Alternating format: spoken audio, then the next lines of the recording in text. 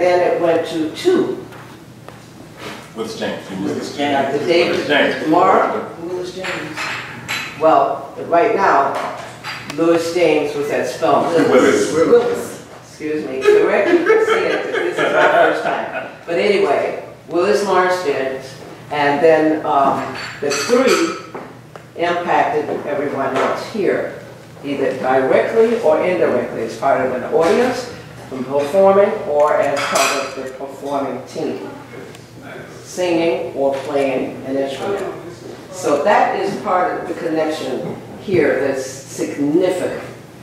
So that's why we're beginning the conversation, where that conversation starts in a part of a treasure trove, so that young people all over the country, people who have never heard of you, have never been in the audience, will benefit from what you have singularly and collectively done.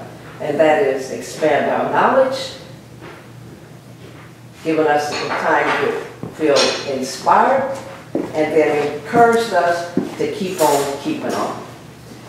And with that, we have a picture, and then you say your name and your professional. If you're retired, that's good too. I don't see anybody. Yeah. All right. I love it. Photographers and videographers honored by the state of Georgia for their work historically here in Georgia of capturing our stories. And there was 6 of them, and he's one of the 6. That's fantastic. How long ago? He's also has worked with SCLC. He's been all over the country documenting anything you can think of that has to do with African Americans in political, cultural, and their social settings as a community. So he's called the voice for the voiceless. Okay. And how long ago was that when you received that? 3 years. 3 years. And I took my students from Atlanta Tech to see how the state recognizes citizens. Okay. Now, each person will give their name and a little bit of history of themselves. All right, I'll start. All right, yes, sir. Mine's going to be the shortest. Go for it. I'm Aaron Johnson, and I've been singing in church choir since I was knee-high to a duck. My dad was a Baptist preacher, and I spent more time in church, I think, than I did at home. And I remember when I decided, my dad decided I was going to college, he says, well, I want you to go to Morehouse. I said, where is that? Now, I grew up in Chicago. I had never been south, but he said, go to Morehouse. And the reason why he said that, the summer before I had to come to Morehouse, the Baptist Convention was in Atlanta. This was in 1950, before all of you were born. But this was in 1950, and my dad had attended the National Baptist Convention in Atlanta and met Benjamin Mays. And when he came back to Chicago, he was so impressed, he said, I had to go to Morehouse. So I did. Now, when I got to Morehouse, I understood that there was something called a glee club. And I went to listen to the glee club sing, and I went to listen to the quartet. And the quartet, Wendell Whalen was singing second tenor in the quartet when I started at Morehouse. They sang some spiritual, I've forgotten what it was, and I was so impressed that I went up to him and asked Kemper Harold if I could sing with this group. And he said, sure, let me hear you sing something. And I sang some hymn he played, or something like that, and he said, yeah, come right on in. From that point on, I spent all that time singing in the Morehouse Glee Club. I enjoyed it. It was a great experience. And I've been singing, but not quite like singing in the Glee Club. I've been singing in church choirs here in Atlanta now for over 50 years. So I've enjoyed my relationship to music. And I got closer to my relationship to my music when I met a young lady here. And got married, and that's the end of that. I've enjoyed my association with music. Tell me a little bit about the ties you have with First Congregational. Tell you a little bit The about ties with First Congregational. Well, that's an interesting story too, because I also met the guy who was head of the music department at Morris Brown College when I was a sophomore. Yeah, sophomore at Morehouse. His name was Johnson Hubert. He came over to me one Sunday afternoon and said, look, I got a choir over at First Congregational Church, and I'd like to have you join our choir. And I said, oh, well, yeah, how do I get there? And he said, well, I'll pick you up. I was living in Graves Hall at the time. He says, I'll pick you up. And he says, not only that, I'll pay you $5 for each Sunday that you sing. And I said, wow, sign me up. What year was that? I did. I went and started singing in the First Congregational Choir. In about, I guess it must have been 52 or 53, something like that.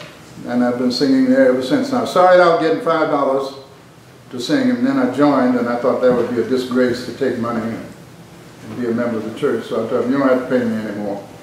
And I've been singing ever since then. And we have next. Next, I am Joyce Finch Johnson, Professor Emerita at Spelman College, Professor Emerita of Music at Spelman College, and currently the college organist. And I've had one job my adult life. I'm also an adjunct professor at Morehouse College. Thank you. With some wonderful young men. I just love those young men. Oh, they're mine. But I've only had one job, and that's been at Spelman College since 1953. And I came to Spelman basically to teach theory and to be accompanist for the mixed chorus at that time. And so during my tenure, I've done all kinds of things, even janitorial work. I'm just joking now. But I have, been teaching a variety of courses, chaired the department for a while, and served as college working, served as accompanist to the glee clubs, travel with the glee clubs, and just some of everything. And you were a theory student of Dr. John W. Work. At this university, I was a student of John W. Work. Wonderful teacher. I think it was a third. I think it was a third grade. I'm not sure, but he was a very good teacher. At first, I was not a good student, but. For those who don't know who he is. For those who don't know who he is. He is. He at that particular time. Well, he's an eminent arranger of spirituals and composer of well, I guess variety art songs. Art songs, that's right. A variety of choral music. Yes, I know him best with choral music. He did write some few piano pieces and some organ music, some few pieces of organ music. But we know him best through his choral arrangements. I guess this is going to be one of my privileges. And since I have all you here that have some basis in music, what are your thoughts on the national anthem and what's going on now in terms of its music and its being racist? Any comments, thoughts? And I apologize. Well, I'm an old soldier. Okay. So I cannot sit or kneel on the national anthem. I have to stand. Now, that doesn't mean that I have no regard for others who want to sit or kneel, but I can't sit or stand or kneel on the national anthem. I have to stand. Anybody else? Yeah, most definitely. I have a very strong feeling that people have the right to protest in whatever way they feel is relevant for delivering the message, because there is no politeness in protest. It has been, over the years, something that has been visceral, and it has been violent. Sometimes that violence has tempered a movement. And I don't think what these young men have been doing is violent at all. I do feel that in their efforts to protest, with no disrespect for their allegiance to the flag or to the United States, it's a way of saying there are some things that are in this country, things about which we are very unhappy. And this is our forum for being able to make that clear. And the reason I feel this is important is because we have to understand that that flag is the same flag, as much as I respect it, under which this country practiced slavery for many, many years, under which blacks were in fact harmed and prosecuted for crimes they did not commit, under the pretense of a country that lifts up God and liberty. So we don't need to be so idealistic or pretentious that we do not acknowledge that all our stuff is not good. And even under the flag of the United States, we have to be honest enough to admit that there have been some ills that have happened in this country that we have had to fight for and protest in all kinds of ways that may not necessarily be politically appropriate or, in some people's estimation, ethically appropriate. But I find that for these young men, regardless of what others may hold, and Mr. Johnson was saying he could not do this, he's a military man. I respect that. But one must also respect another's right to decide how he will be heard.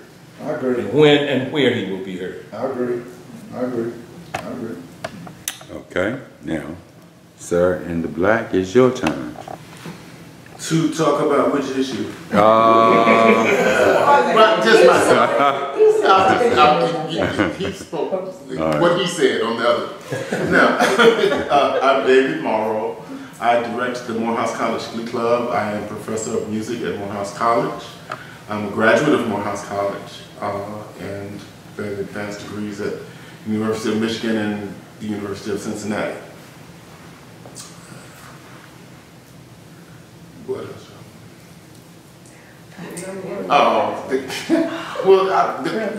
Dr. Johnson has been your only, Yeah. She's been my only one. the full-time position. Oh yeah, like Dr. Johnson, this is my only full-time position since 1981. So I've been at the college that long. I am in a legacy where the Morehouse College Glee Club is concerned, in that the first director began in 1911, went to 1953. His student, Wendell Whalum, directed the Glee Club from 1953 until 1987, and I've been the director, permanent director since then. There have been interim directors, one while Dr. Whalum was away working on his doctorate degree, Dr. Albert Perkins, and you'll hear from an interim director when I was away, Harding Epps, who kept that legacy together as well.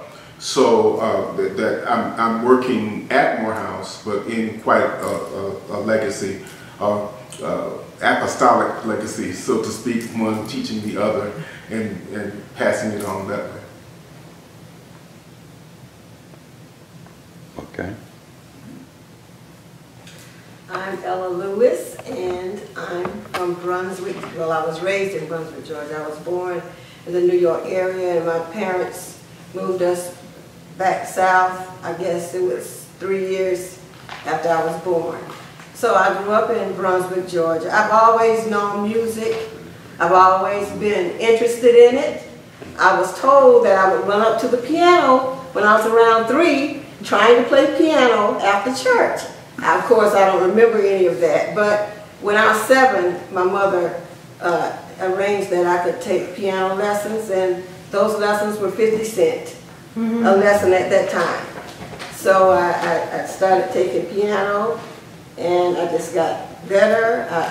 Nobody had to push me to practice, and I've always wanted to do that. I was with a group of other students that took piano. There was Mr., I can't think of his name, he owned the organ, he sold organs, Hicks, his name was Hicks. And he offered to teach some of us how to play organ.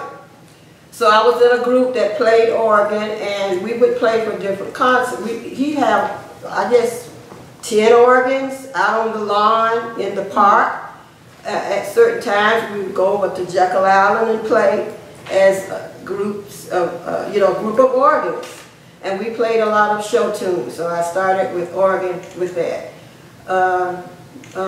Middle school, which was then junior high school, I got in the band. I played clarinet.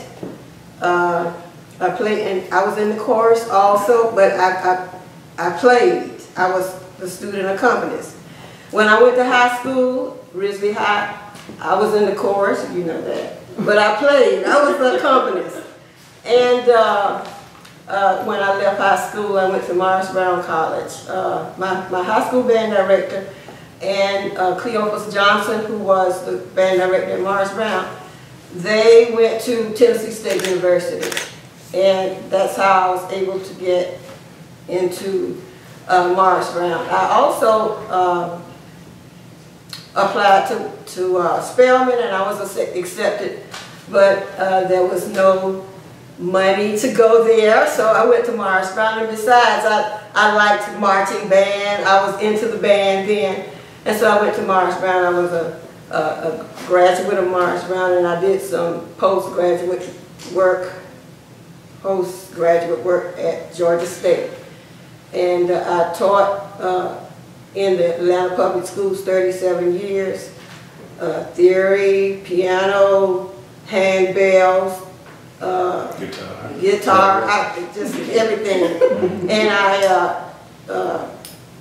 I guess retired last year. So that's my life in music, and I still play. There's conversation about taking the music out of the schools. What are your thoughts? What does music do for the children? I think it helps them become well-rounded.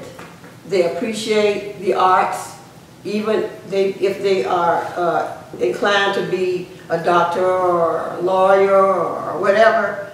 If they have had art, they are better citizens, I think, for being in the arts. A lot of the students that I taught piano, a lot of them weren't really interested in piano, but they were good students, and they enjoyed learning how to play piano, but they were also interested in other things too. So they're not one-sided. They're, Music has always been a kind of art that is not just purely for entertainment. It has always been more than one thing. You have to, those who sing have to understand the words, for example. Those who play instruments have to understand the mechanics of the music itself. And so there's a discipline that is necessary to do music. And most people will find that if they can get that discipline, they can apply that discipline in anything else that they try to learn. There's a discipline in learning music as well that applies to other kinds of things that they'll do. So not only is it that humanistic factor where they become a well-rounded person, they become aware of what other, we talk about multiculturalism, we do it in music all the time. And we're always looking at somebody else's music and what do they think about it. And it doesn't necessarily just have to be vocal music, it could be any music. Why is this rhythm this way? All of those things come into play into what she said about making them a better citizen. People have, they've been study after study talking about how It develops your mind intellectually. The discipline of being able to learn how to do music helps you learn how to do other things. It's just a logical thing. And so, you know, it's a shame when it's taken out, because those students have always fared better when they've had that as a way to learn how to learn. I think it also helps with the discipline process. I think some children, some students or children, when they are stifled of their natural creative ability, they may not just be banging on tables. That may be the interest in percussion or, you know, or playing the drums. I think it takes time to kind of see which way that's going. I'm observing a child now who is teaching himself how to do sign language, but he's also picked up the guitar at our home, and he's left-handed. So he is learning, he's playing with the guitar, playing with it, not playing it, but he's curious about that instrument. And so I think sometimes we think that children are acting out, but when they don't have a creative outlet for that positive energy, that creative energy to be used, then they get frustrated. So that frustration turns into discipline issues, but not necessarily if they're given an opportunity to express themselves. Some of those discipline issues would not be so prevalent or intense. This thing of discipline is so important. I want to say this. It creates, in that context, for kids, whether they're in high school or even in later life, it is what I consider to be healthy diversion. Kids need to, like adults, need to have something to do that is constructive. And it is healthy not only in terms of intellectual pursuits, but it's also physically good because there's something therapeutic about music making. And our elders knew that. And Dr. Morrow said something earlier, that music was not simply something done for entertainment. It was for the African American, as it is for African people. It is a functional music. It's a part of an expression of life. And in that context, the more the young people understand the link between what one does in their daily lives and what music says for their lives, whether it's political or social or just as survival tools, what that thing called music does in their lives beyond simply a kind of entertainment diversion. If you look at... Accuse ourselves at this point.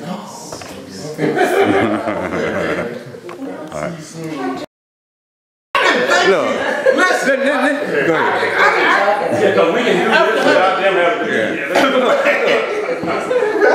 Let me ask this. How has music changed to look at what we have now to where we were, and where do we need to go back to in terms of African Americans? Yes, as African Americans. In the world. African Americans. Oh, that's so. That's a broad. We were talking about it at the table. It's real broad. Help you out a little bit. Well, is that Cameron? Yeah. Yeah. All right. Well, who wants to start? You can. Well, the music has changed in a lot of ways because I think what music says for a younger generation is not what it has said for some generations past. I think because music has become more of a device for entertainment on a lot of circles. But whereas a music that speaks to the social conditions, it does not always have in it this a voice that I call the voice of optimism. And that concerns me in terms of secular music. You know, if you look at a mirror and you see that you look bad in the morning, when you get up, then the first thing you're going to try to do is pull yourself together and look better. I'm concerned about any kind of music that sort of leaves us in the place of our disparity. One of the problems that I have with some forms of music that, you know, is a social kind of thing, it speaks to our social dilemma, and it is not that it's wrong. It's not. It's just that I would like to see more optimism, more hope. This, you know, I mean, there's some hip-hop music that kind of leaves us in a dark place. It kind of leaves the images of us as a people in a low place. I'd like to see more alternatives that represent the positive things about us. We have enough people in the world to put us down. Unfortunately, we have to find a way to lift ourselves up, because if we don't, quite frankly, there is nobody else who will do it. Every day I get things on the news that makes me increasingly concerned that maybe we haven't advanced very much in terms of where we are as a people in this country, because there are always those who want to condescend and put us in some lower rung in life, and you think we've made progress. But I think Obama's presidency and then the ushering in of this new person as president has revealed more about this nation and black people and racism and things that are and things that are not than ever before.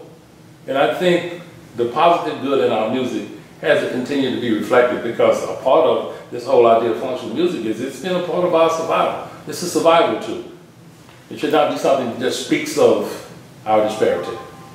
Now, there are some who will take issue with that, and we heard it a little bit when we were the other week when we were talking about what millennials were thinking about in terms of church. And I always get a little bit concerned when they say, well, but that's our music, that's our thing. And they will say, well, you talk about hope. Blues wasn't very hopeful. You're always talking, that's why people stopped singing blues, because it's always talking about something down, and lost your baby, and lost your money, and lost your everything, and so everything is up. But there was always, as you said, the survival element of the music. There is functional music that comes from West Africa all the way to what we do now. The music had function. It was not to wallow in anything. There was always the next thing. What was the next question? What was the next thing? What were you going to do about it? You had to at least vent your circumstance. But they didn't stay there, and they didn't make that the main idea. You know, and so that's what a lot of people don't understand about a statement. Did you make like that? Yeah. It uses blues sometimes at the turnaround. Had a turnaround line. Say what your alternative is going to be. Yeah, right. My baby did this, that, and I'm going to pack my bag. And go. Right. Even if that's the alternative. But then another thing on that same note has to do with what you were saying about young people feeling, okay, this is our music, this is our thing. I don't have a problem with that so much, because every age has had that. What I do have a problem with is when you get to the place where there seems to be enough of a void in your life that you feel you got to act out the characterization of someone else's experience, even if it's not your own. I mean, there are urban kids who don't come from environments where they have broken homes and whatnot, but they feel they've got to look a certain way and be a certain thing because there's an esteem associated with it, which they identify in the music, and they act out. Yeah. Right. Street credit. Street credit, that's right. You know?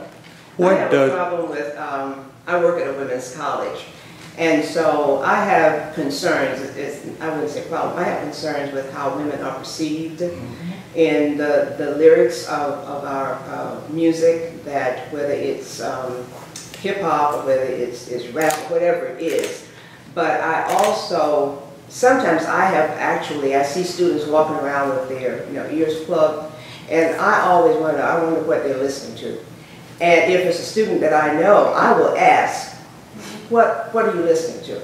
Because I want to know, if it's an artist that they really like, why. And so they're informing me. But I think that sometimes I am surprised when I hear the lyrics of the music that they listen to, and how it diminishes it diminishes humanity in many instances, but particularly I have to be concerned with how it diminishes women. And I don't like it.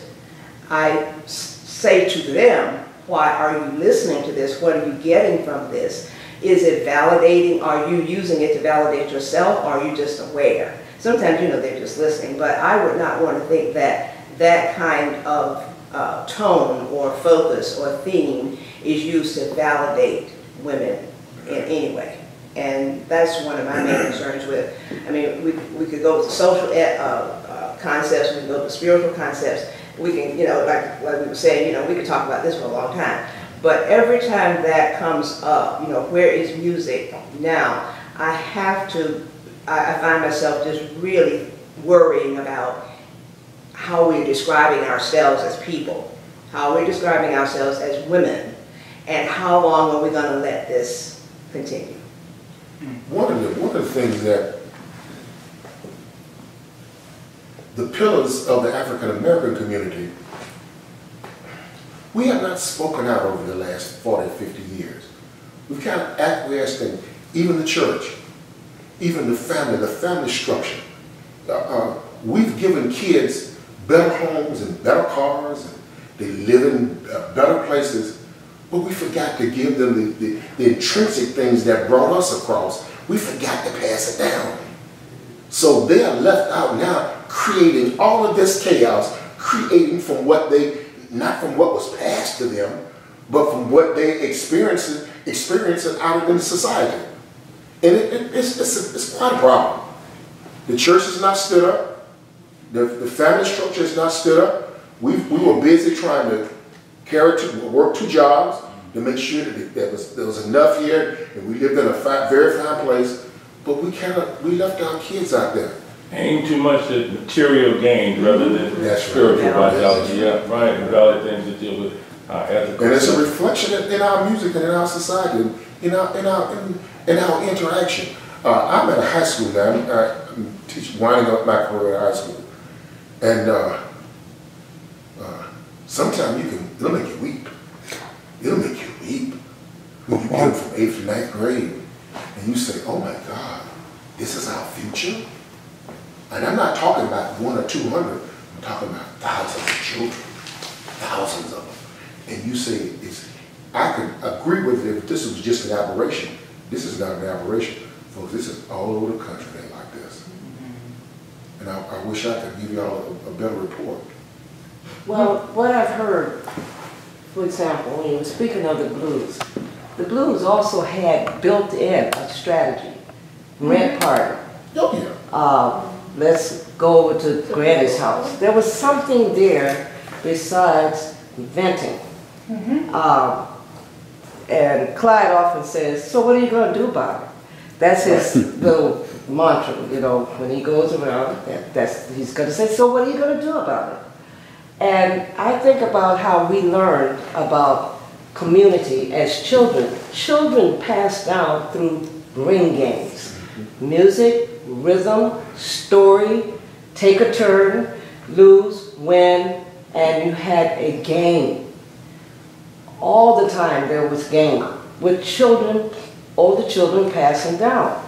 So now that is not happening in the way in which it encapsulates all of the values that we're saying are essential survival values. See, that's not totally the fault of the black people in here. And I'm not saying that it is.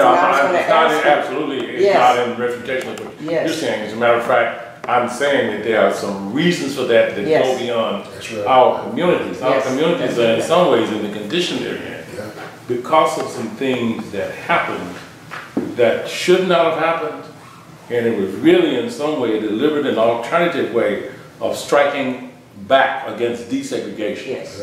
Give us some examples. Forced integration closed down many of our best schools. It decentralized our communities. It decentralized a lot of services that we had, and that had a tremendous impact on that kind of folk lore that you mentioned, passing down things from one generation to the other, because we don't have that kind of center anymore.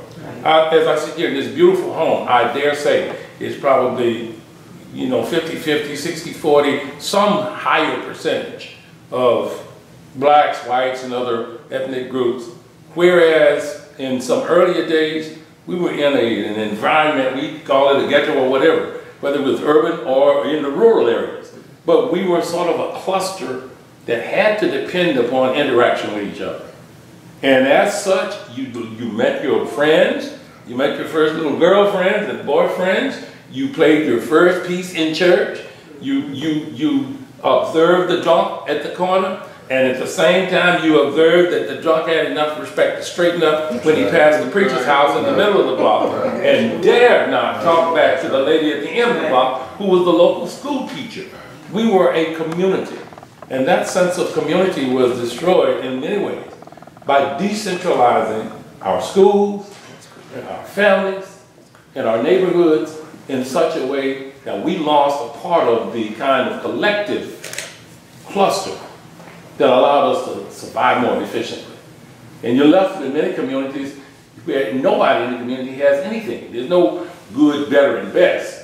You know, and then the best is up here and the worst is down here, but at least you're in this thing together.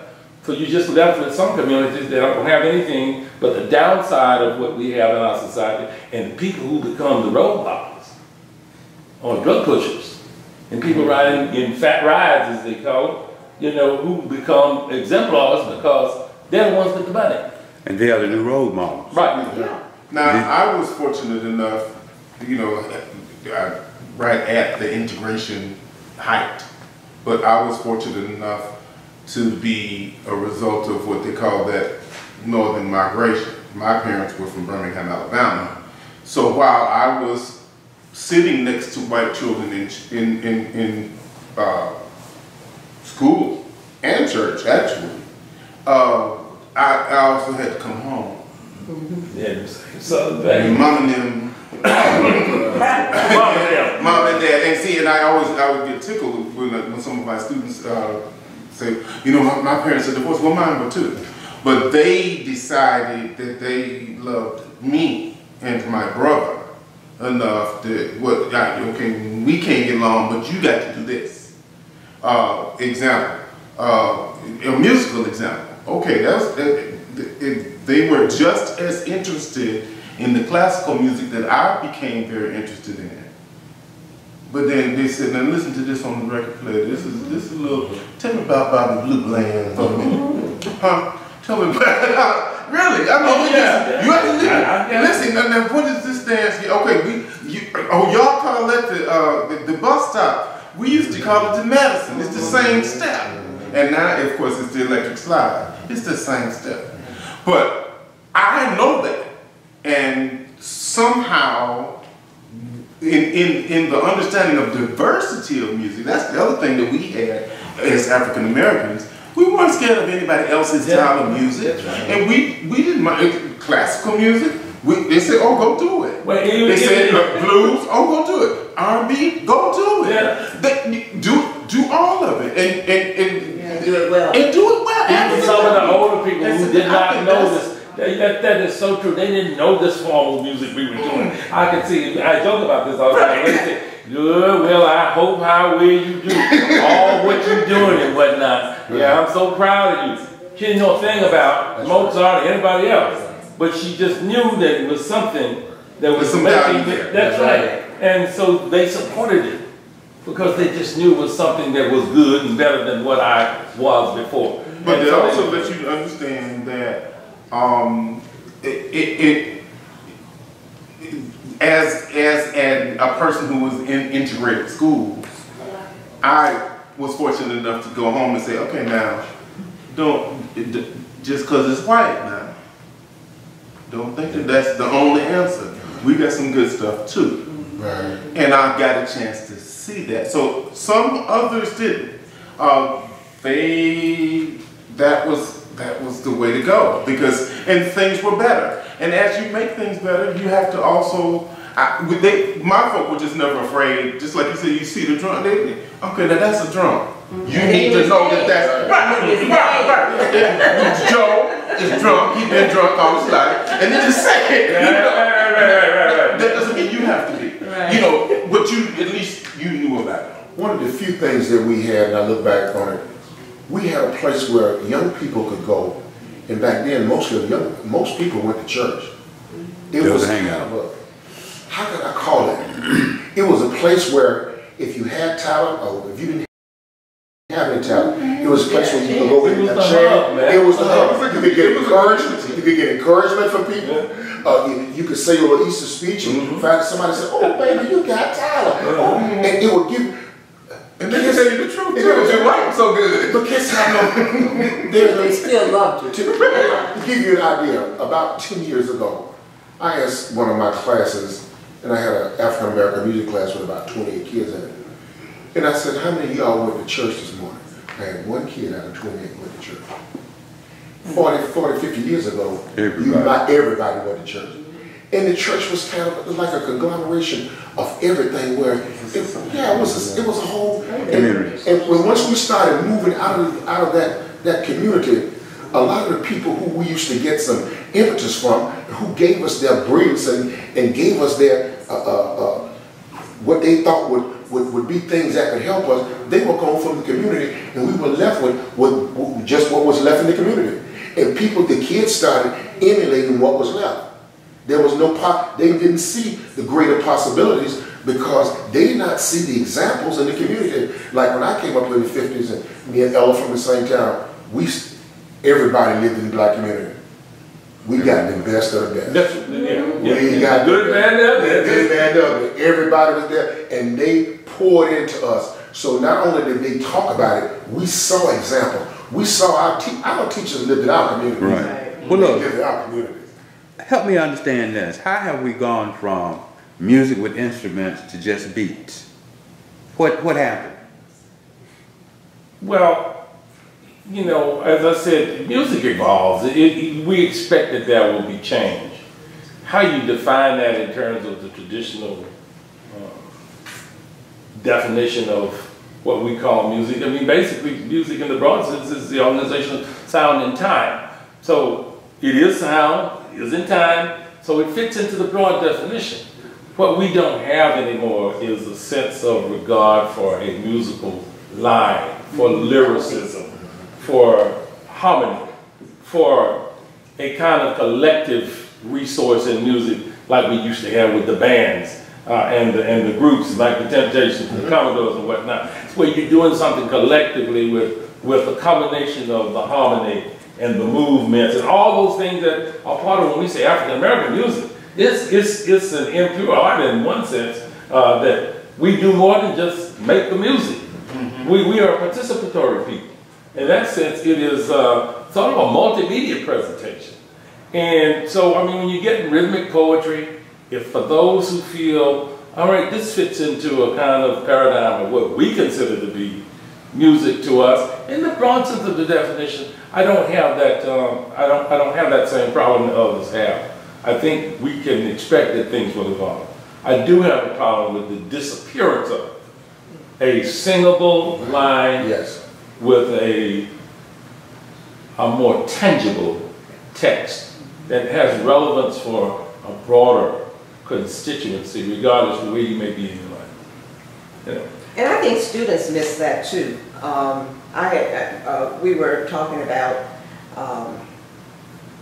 Motown and some of the artists, and when they were, and so you know, we were playing around with some vinyl records. That was big. And first of all, that was the first question. And so then they started to listen and say, "Oh yeah, Miss Robinson, we don't hear that anymore. You know, my mother has those, have that collection, and every now and then we'll sit down and listen to it. We don't hear." That's when they were really singing songs. You know, songs had meaning, love songs and other songs, and they missed that. While at the same time they're still listening to what is available to them in this generation. But I think just the opportunity of sharing that with them and finding out if they had said, "Ooh, what is that?" then you got a problem. But they were actually loving it. Well, you know, that's why they call us the golden age of R&B. You know, because they get the largest crowds when they have the revivals, the TV shows and whatnot, and the big music marathons, because this is something that people of all kinds of ages and demographics can lock on to. It says something to them. It speaks to them. But musically, there's always that thing that we have to, that will always be. And it comes from generation to generation to generation to generation. You're going to have all kinds of music, like you said. All kinds of music. One of the things about rap, really quick, is that it allowed a musical outlet for the ones who couldn't do the stuff that we're describing. That's fine. It's just that we forgot to not let that be the only. But you know something? It's a curious thing. I remember when I was in elementary school, I saw I guess I may have been in junior high school. I saw an episode of Star Trek. And they had this 22nd century, 20 something like this, group doing these strange things on instruments, and I thought, I wonder if one day we're going to get to the place where there's not really going to be a clear melody and people are going to be speaking tech. It was out of another world space kind of thing. I predicted maybe this, here it is, I mean, honestly. Because they were doing something, I'm sure, as a kind of otherworldly, other-century kind of thing, to say, well, all right, this is what the people who are doing in the 21st century, 22nd century. And it just, at that moment, it hit me, well, I wonder will we ever get to the place where this is where we'll be in terms of what we call music. And it turns out that this happens. And as I say, change is expected. What concerns me is, unfortunately, ignorance prevails. Part of the reasons for the rejection of or dislike of certain kind of music is we don't know enough about it to begin to develop an appreciation. It's like a good wine or anything that you have where you have to sample it enough to know what it tastes like, what it feels like, before you can have an informed opinion about it, one way or the other. At least you can, as you said, appreciate what it is. I think at one time, an older generation, this goes back to what we were saying before, understood, they may not have known Frederick Douglass at all, but they understood this general idea that Douglass lifted up, which said that, the greatest sense of bondage is being chained in the mind. And that your liberation comes from your sense of intellectual pursuit, your knowledge. They believe education fully to be a way out of, even if not out of in the sense of your community, your financial circumstance, it was a liberation of the mind. So you're out of the bondage of feeling that you're landlocked in the mind with no other place to go. But they also said you have to think for yourself. They said that a lot. Oh, yeah. They did not leave you in a, let's fill in the dot for you, let's do this for you.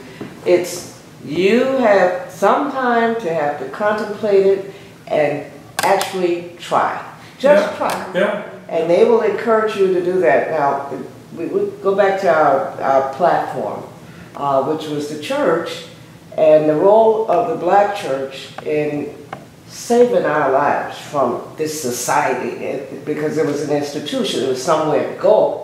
But here's the question that I have, and it's one that you have alluded to, in the sense of values and standards.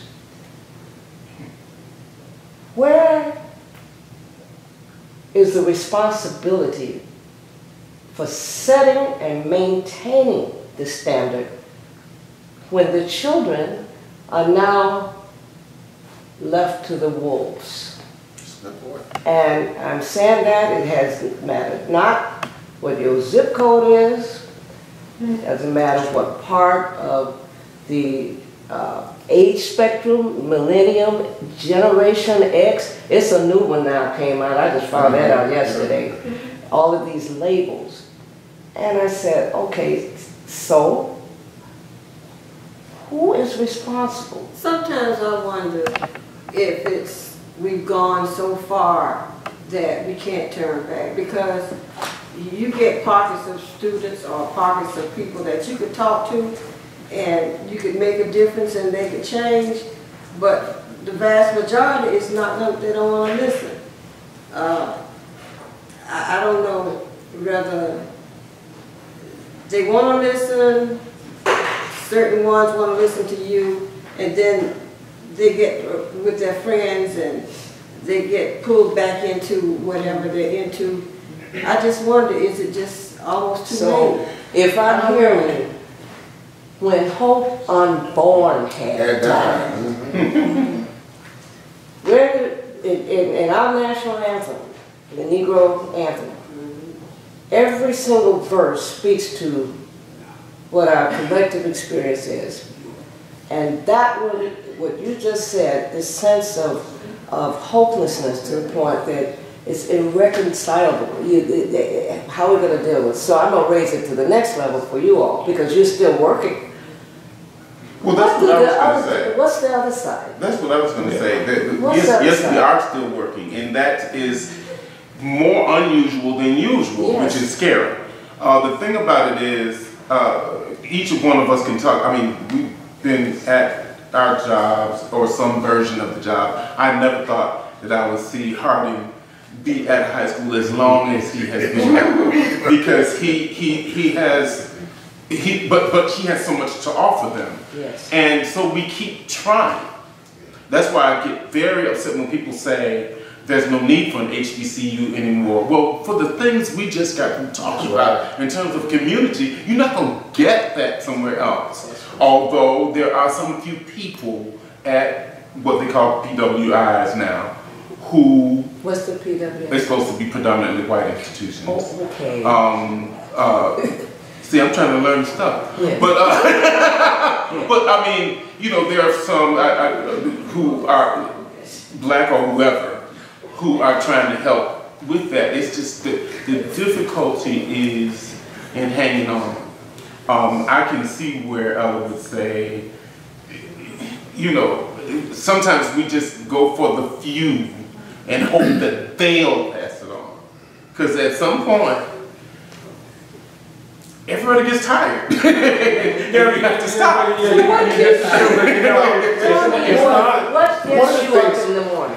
One of the things that James Weldon Johnson said, though, was, yet with a steady beat. He talked about That's right. He's got down your feet. But I want to get back to something. Life is cyclical. This cycle that we're going through now, it's going to change, and I don't know what's going to take. It might have to be, because you know, people like us, you know, we react. We don't act, we react. We are being pushed right now in our society by a man who's taking over this country. He's going to push us to go back to the streets like we did 60, 70 years ago to reclaim what we think was ours. We're being forced. We can't sit back though. I don't care whether you're in a beautiful home or whether you're in a great job, how much money you got. This man is saying, hey, it's out here now. We don't like you. We're going to cut your, look, what we think that you should have is what we think, not what you think. And I really think that sometimes we have to be forced. You know, we have to be just like like a kid. Sometimes you have to kick him out your nest. Yeah. Put him out. Yeah, I keep believing that something is, there will be a moment that becomes a catalyst that causes larger numbers of our people to be jolted to the reality that we have to make change and we have to fight for change. But in terms of this sense of hopelessness, I've never lost that, and we've been in dark places before. And people say, well, these are apocalyptic times. I'm sure people during the age of the Grand Inquisition said the same thing. I do not believe the pendulum has stopped swinging. I believe it is harder to keep it in motion. But we have a philosophy, and David knows this, that we developed for the ecumenical celebration of music in the black church. It's a very simple sentence. We have to brighten the corner where we are. This little light of mine. That's this low light of mine, precisely.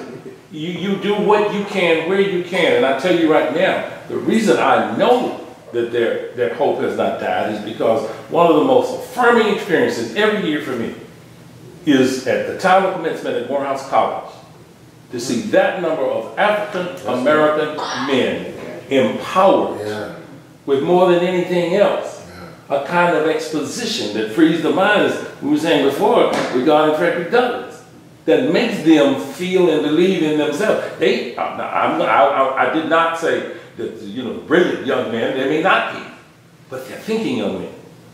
And more than anything else, it's important to teach them that they must think.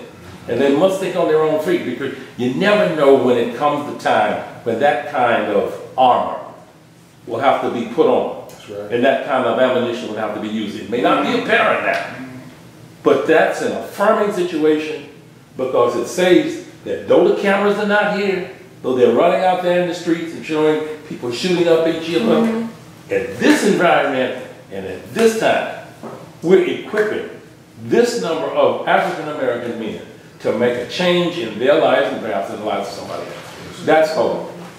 Let me add, I've often said to Grace that we teach by omission. We omit things that we did not omit years ago when we were coming up. I think that's for the board in terms of church. I think we replaced very distinct values that our parents held and our grandparents held and didn't pass them on. We have failed to really teach our children about their own history, their own family history. You will talk to young people and they do not understand the background, their own background. I mean, I can talk about my great-grandmother, I never met her, but I knew she came out of slavery, but I knew she knew her people. I have documents to show that. I think that our involvement sometimes in material things, we did forget to then look at those values that sustain you in the good times and the bad times. Right. And you're right, Doozy, when you say that here, in the sense of segregation, families, you have neighborhood, which that has been destroyed at this point. Black people own their own businesses, so where kids can look to say, that's a black business owner in the neighborhood. And so therefore, DSEG created a very different kind of peace, because now you're able to move all across, but yet we forgot to look at our children. Look at our children. To question our schools. We don't question our schools. Yeah. We don't count that, right? We don't hold them accountable. School board. We don't have an understanding of what it takes today to move through a system. You know, I call it, the parents today, if you just in this little subdivision, which has turned from majority white in the last 12 years to pretty much minority. I don't give a doggone whether it's minority. I've lived in black neighborhoods all my life. I don't care. But if you talk to parents right here, they truly don't understand how to negotiate the system that will get their kids through the Georgia system. And the Georgia system is not not rocket science to get there, but they don't raise questions. They don't raise questions. They substitute material things in the sense of how many of us were given a credit card to go shopping? No. And nothing monitored. How many of us left the house and our parents did not see, at some point, see what we had on? I mean, how many of us, and I believe I came out of a working household. I never saw a woman who stayed at home. My mama and my aunts, they were working women. But however, it was interesting that a working parent all of a sudden would pop up in school and peer through the window and see what was going on. Sure. Or that she gave permission to someone on the block. If you see her doing wrong, you let me know. You have permission to correct her. And so we fear our children. We do fear our children. And that creates problems for them later on when they come into institutions like a Morehouse or a Spelman, because they haven't been questioned enough. They haven't been stopped enough in the sense of being better grounded in what they do. Would you point to two words that we often mention in our environments as teachers? That sense of entitlement, and that other is over-permissiveness. To try and, I think, make up for things that we feel have been or are deficits in our households and our families. You know, an over-permissiveness would be a parent going and cursing out a teacher, and they know their child wrong. And not understanding or raising the question before you say, well, what did you do to make my child do this? Right. Is basically, ma'am, this is what is occurring. And we're doing this, and it does impact us on the long run. Yeah. Our churches, I believe at times, don't know what to say to young people that now connect scripture to their lives, and so they therefore don't go. Well, I think they know what to say. I think that the church has changed and is becoming so commercial and entertaining itself and money itself, and it's want to be popular. And I hear the phrase preaching, I want the unchurched. I have a problem with that because I don't know what that means. And people have said, well, those are the folk, you know, that the younger generation, the ones who are, you know, the younger moms and dads, you know, the contemporary parent or the millennial child. So it gets to be real confusing. And I think, where was I going with that? I don't know. Anyway, I think that when when you were talking, Barbara, I was thinking, one of the most valuable things we have to offer anybody is time. And so if you don't have time to talk to your child or talk to a student or even talk to one another, then that's when things start to come into play. I will give you this to pacify you, make you happy, but that's different from time. That's different from love. And I think it takes a lot of love and a lot of time to deal with difficult situations. Children are exposed to so much more than what we were exposed to. I mean, we're sitting here, and I'm thinking about when I was a kid, you know, I was told don't be fast. But that was because I was always somewhere giggling, you know. But we don't have the internet. We didn't have the internet. We didn't have push buttons. We didn't have computers. We didn't have stuff plugged up in our ears and we don't know where it's coming from. So and I think no those, conversation. no conversation. Both off in our own. The saddest thing is to see a family at dinner and they all at the same table. Dr. Brown mentioned something about integration. And I always talk, me and Waylon used to talk about this all. He told me before he died, it was some years, he was going to write a book about the glorious days of segregation. One of the things that segregation did for us, it gave us that form in that little black high school I went to.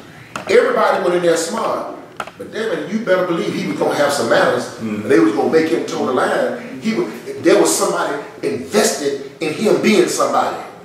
They had an investment in him. There's no investment. Once we call ourselves integrated, we thought that integration meant that we wanted to be just and be like the white man. What we didn't realize, understand, we didn't want to be like him. We just wanted to have access to the thing we needed to, but we needed to keep our traditions and keep that place where we could train our children. And we lost that. Philosophically, it's the idea of the door. If you're in a room and that door is locked, it means you're confined.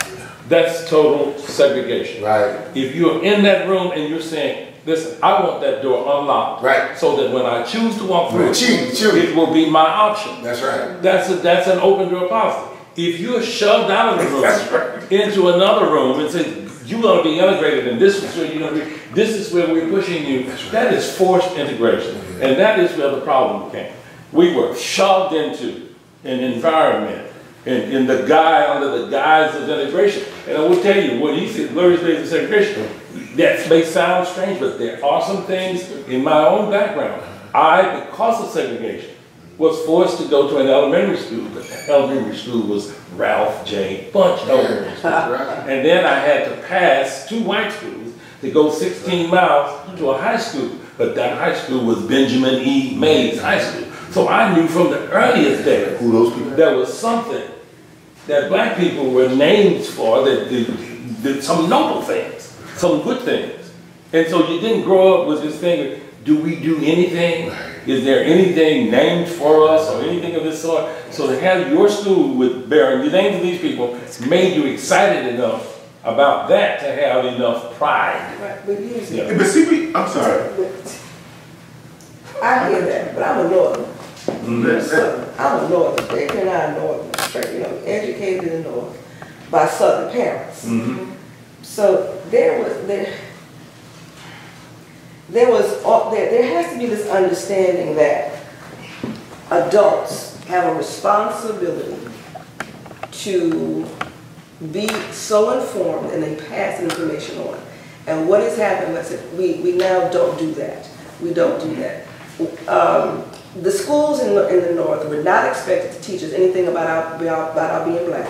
They didn't give us, excuse me, a damn.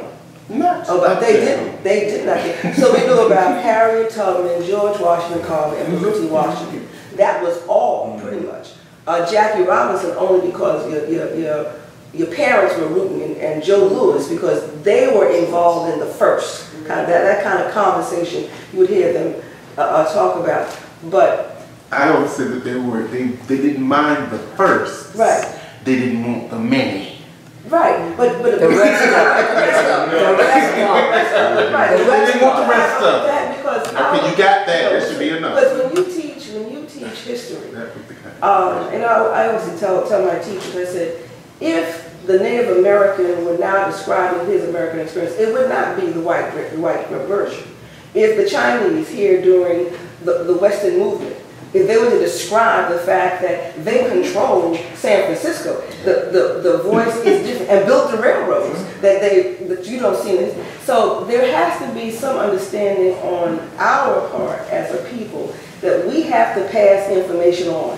Yeah. It's vital. It's vital. You had, in the sense that you could go to a school that may have been secondary in terms of resources, but rich in terms of what happened to you inside that building. There was an ownership. That's true. Everyone had an ownership about what they wanted little Uzi, you know, a little Laura to look like in terms of as you went through the system. That was not so in the New York system. The New York system, we were tracked. They looked at you and they said, you know what? You need to be in track 5, which is vocational, business, that was tracking. Right. They didn't say, oh, usually you need to be in college prep. Now your mama had to know that, or somebody had to ask the question. Well, I want my child, and then you had counselors that might tell you, well, how are you gonna send little Uzi or little Barbara to college? And so the answer had to be, that ain't none of your damn business. All I want, put her or put him in the right program. That was, so we had our own fighting, what I call it, segregated. I call it segregated ideas, you know, where you belong and where you don't belong. You knew down here. You know, that's what I was about to say. I was going to say you were track too. Yeah, except we just had one track. Right. Everyone on the side of the track. You ain't got nowhere to go, darling. That's right. I want you to get in one anyway. But that whole thing you said about the door, being able to go through that door, okay, you see all of this that you're supposed to like. You see all of this you're supposed to be like. What we were fortunate enough to have is somebody who could evaluate and decide, okay. You're talking about in the North. Or in an integrated situation. The integration, like you were alluding to, the integration that we got was still segregated. You only got, like you said, you're the first to do so and so. No, we ain't want no whole lot more, y'all. No. We gave you this. It was always you have been elevated to middle management. To middle management. You should be satisfied with that because it's better than what you had. That's why I get so angry with that person who had the nerve to say, "What do you have to lose?" A whole lot, sir. A whole lot. The dumbest statement ever. A whole lot. We were fortunate that I had a little 4'11.5" mama who said, "Got my program, come home with high school." She said, "That's the study hall." She said, "What is that? What is that? When you go to school?" She said, No. She said, "Look over there. It's the kitchen table. That's the study hall. Put a class in there." One thing about parenting. But you know what? Another part of that is a kind of gentle indulgence that allows you to, my siblings and I have talked over and over again how thoughtful our parents were, especially my mom. She would probably at great sacrifice buy certain kinds of books. Some of them were very colorful and it drew you into it enough that you wanted to read. My first time ever wanting I said, I want to see the world. It's because I looked at pictures of a book. But she kept ordering these books. And she kept getting them. And that was a gentle way of exposing you to make you want to know more about the world, make you want to learn. David, you have to find that balance between the stick and the candy cane, right? You know, so it was both of those things that was a part of growing up, you know, firm but compassionate, like we say, you know? But I think the family also had support. You know, we have this term extended family. That's not new. Because there were people in our neighborhood that I called. Precious. I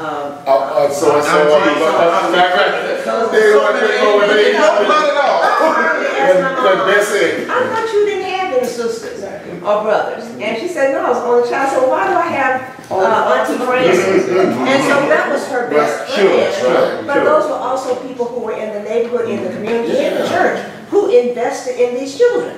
But it was family, it was family. You want to get around? Your name. Because I might have to go by it. You have to value your name, your family, your race. Right. That's what I'm talking about now. Sure.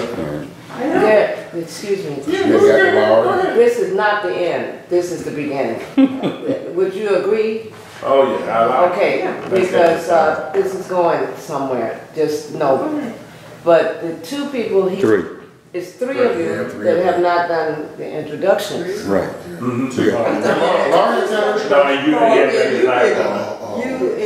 Everybody, okay. All right. Just two. Just two? It's three. Oh, you did. That's right. I'm sorry. It's three. That's three. Yeah. Okay. So what I'm gonna do, I'm gonna let you go ahead on and start. Okay, I am Harding Epps from Brunswick, Georgia.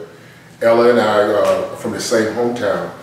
And I started playing by ear when I was about 3. That's what old folks say, you play by ear. I had to catch myself. But it's okay. But I just remember my mother telling me that when my daddy was in the bed and said, my daddy said, I thought you said them kids are going to bed. She said, yeah, I put him to bed. She said, well, what's that out there? She said, they got up and I was out there playing piano. He had a piano. And I remember the first song that I played was I'll Be Like Him Someday. I used to hear my dad sing that. And for some reason, it stuck with me. And I just remember just going and playing it. Tell me, sing it. Let's hear it. I'll be like him. I'll be like him. I'll be like him someday. It's the same, the civil rights song. I'll be like him someday. It was before We Shall Overcome. Yeah, before We Shall Overcome. And I guess from the time I was about 3 to about 5, I was playing with my dad. He took me around to a couple of churches. And because I could just hear music and just play it. And at 5 years old, they told me they needed to give me music lessons. And it was a very strange thing about those music lessons. My sister's about a couple years older than I am, so we both took music lessons, started off in the same book at the same time. So what my mother would do was that, because we started at the same time, my sister we would get up at 7 o'clock, my sister would practice the first part of, and while she practiced, I would be in the bathtub taking a bath, but I would keep the door open. So she could read and write, and she was playing from the notes, and I was listening. So when I got dressed, and Mama be waiting on me to practice. We were on the same lesson. I played the lesson, and she said, "Oh, that's right." And you heard, played by ear. Everything you heard. Yeah, that's great. Once a year, my sister used to have a kind of throat infection. And for some reason, she could not go to the piano lessons that next week. I went to piano lessons, and the piano teacher came to that piano and said, "Boy, you can't read these notes." I didn't know that. I wasn't reading no notes.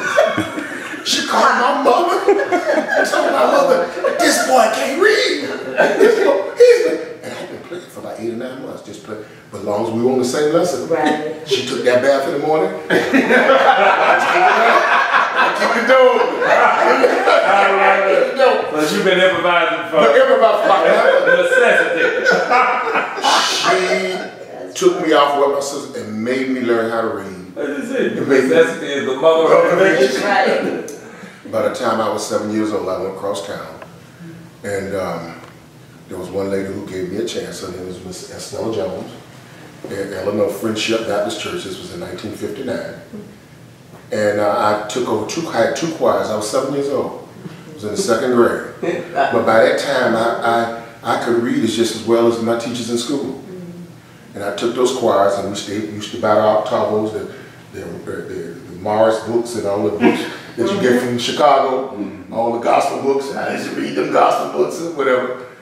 And I stayed at that church until I graduated from high school. I stayed there over 10 years.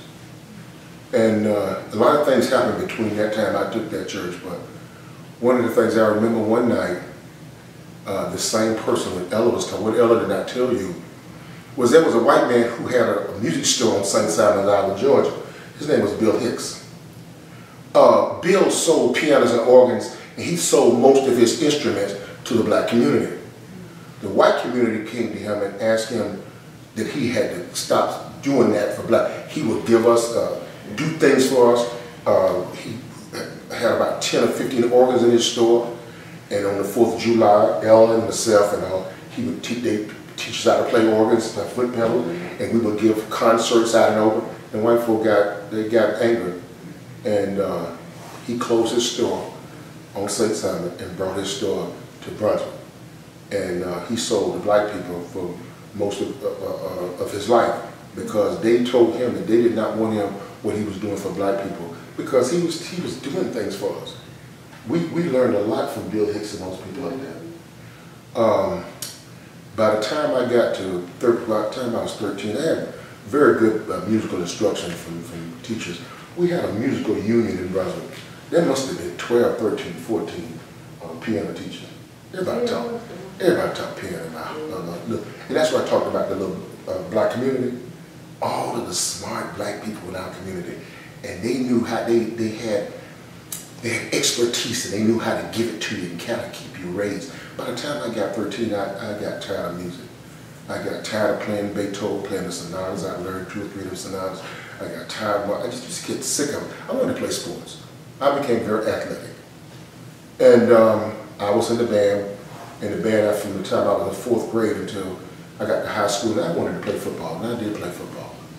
And I played good football, and everybody was in the town was concerned that he gonna break his hands. He ain't got no business out there. And I said, well, you know. The other thing, my dad died when I was 12 years old, and I think God had prepared me, because I had so many musical experiences. I practically played in every church down in Glenn County and Camden County and all, every other Sunday. I was on program every Sunday. Y'all know how it was. And when them choirs I had, back then, every other Sunday your choir was on program. Your choir was on program too. You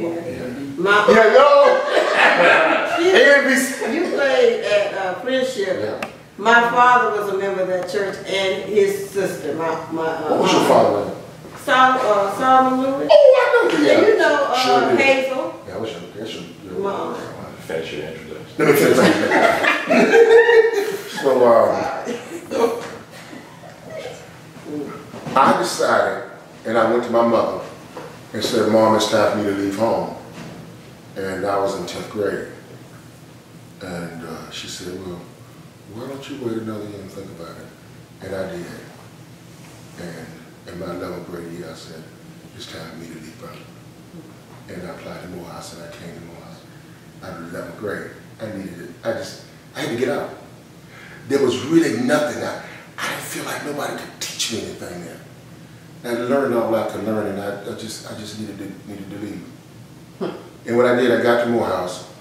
My dad had always talked about me being a doctor, but I didn't want to be no doctor. But he had said, I want you to be a doctor. You got the ability. And I really didn't want to be a doctor. I really wanted music, but I got tired of music. I'd done so much music. I was kind of music overloaded at a young age, Everything was music, everything was playing, everything was practicing. After a while, I just wanted some freedom. When I got to Morehouse, because I majored in biology at Morehouse, and of course, our director, Esteem Wonderway, he knew where I came from, and he would just kind of stay on me. And even though I did not major in music, last year I stayed over. I took some music courses and found out I did kind of like it. And I remember the last year I was at Morehouse, we were on tour in Washington, D.C. And the government the Congress had established a national band for the bicentennial. This was in 74, 76. But they established the band in 74, 75, and 76. We were on tour in 74. And Dr. William called my room about 4 o'clock in the morning. Now, man, we had been out in the bars and stuff having a good time. He said, get up out of the bed. The bicentennial band is in, they want auditions for. I said, well, Dr. William, I just got. He said, boy, you need to get up. I got up, called and went downstairs into the bar. He was down in the bar. We auditioned, and the guy took me right there. And it perhaps changed the way I felt about music. I was able to see another side of music that I had never seen before. And especially the first 2 years we were on the road, 290 days. In the second year, I was on over 300 days out of here. And that kind of winged me of performance and trying to be famous. I would get to towns and my name would be on front of newspapers. And I was the soloist for the United States Armed Forces Bicentennial Band. I would get home and be duffel bags full of letters, you know, because we'd sing before 30 and 40, 50,000 people, sometimes twice a day. And it kind of got that having to be great out your system. I didn't need it anymore. It gave me a chance to kind of get on with my life and spend 10 or 15 years, you know, on the stage and trying to do this and trying to be this. I kind of got my feel and kind of got saturated because I really wanted to have a normal life. I feel like I'd grown up, I didn't have a normal life. I was always doing something, always on point, always got to be this, always. And it gave me a chance just to be who I was. And I decided that I wanted to do some things differently. I wanted to go into business. I went the first thing when I decided to go into business, I went and got my good friend over here. I brought a lot of people into business. And I wanted to learn finances. I decided to not only know it, but to be a part and to really know finance. To build a business, I built a business and got into finances and recruited a lot of people, made a nice piece of money, made a lot of money. But the more I did it, I always kept the music as a base. Because God gave me that, and I could never give that up. The other thing that I would say was that, and I tell my wife this all the time, even when I wanted to do other things, God wouldn't let me. It seemed like God directed me. He wasn't going to let, even when I wanted to do some other thing, had a chance to, He wouldn't let me go. He said, I raised you as a child, I served and raised my, and I've been in a situation where I've gone in and had to just, had to take the church. The only thing that was left in the church, everybody walked, it was the music, and people stayed. And people, and when everything got well, then God let me move on. But it was just like He wouldn't let me go. He had to say, you're going to be right here, do what I want you to do, and sometimes you want to have your way. And the few times that I thought that I wanted to have my way, I made bad mistakes. And I learned as I got older to ask God about it. In my latter years, I've been a part of just so many musical experiences. It's just too many to. One of the things that impressed me, when I left the Bicentennial Band, I went to the United States Army Corps at Fort Myers, where I got a chance to sing with some of the greatest musicians of our society, who had been to the Met, who had been conductors all over, who had had doctors from Harvard, and to be there and to go through 2 years. And we only rehearsed Tuesdays and Thursdays of every week. And we had two briefcases full of music every two. We would go through 20, 30 numbers in a 2-hour rehearsal. I mean, when Alan Crow went through it, it was like the piece was finished, like, because everybody was they were just fabulous musicians. And sometimes I would just sit up, and when they be singing, I said, oh my God, this is happening. I mean, they were singing for the first time, and the music was finished. The crescendos were there.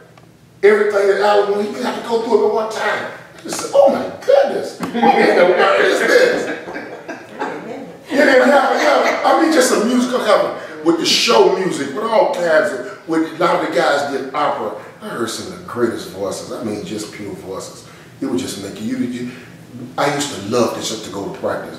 When practice started at 9 o'clock, guys would gather at 7 and 7:30, 7:45, just to be ready. When Alan walked in the door, we were just ready to go.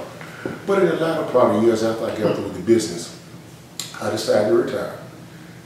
And I was at home. I got a call from the high school, Angela Moden, and Angela said, why don't you come over and help these kids? So I heard about you. And I told Lord, I said, I am not going over there messing with no high school kids. I'm getting old now. I just don't have the patience for it. But when I got in there, I knew that God had directed me to go there. I knew I'd been there 9 years, and I knew what God had directed me to do. I've saved a lot of kids. I mean, I'm talking about just basically, you know, from me taking my money buying groceries, taking kids home, giving people, setting the standard. I mean, and actually, you go in and you change the high school. You change the when you speak in the faculty meeting, you change the idea of the faculty of raising the level, not letting these kids just walk through. And I'm not just talking about academically, socially, and everything. So the last thing that I've been doing now, I've been in high school. I've got about another year in high school, and I'm gonna wind it up. And I think I'm done what the Lord told me to do. And that's probably my story in a nutshell. Okay. Okay. UZ? It doesn't matter. Well, my name is UZ Brown, Jr. I think I'm pretty unique in that sense that other than my father, I don't think I've found anyone else up to this point that has that same name. My father was named by his grandmother, and we don't know the name in Swahili means a binding thread. But we don't know whether it was a misconstrued biblical name or in fact if it was indeed an African name. But it's in a book of African names of historical origin. So I was born in a little town called Cowpen, South Carolina, a very small town, but a very significant town because it was a Revolutionary War town. And there were 2 ships that were named for Cowpens, the last being in the Persian Gulf War. I went to Benjamin E. Mays High School, named for the illustrious former president of Morehouse College. I went to Ralph J. Bunch Elementary School.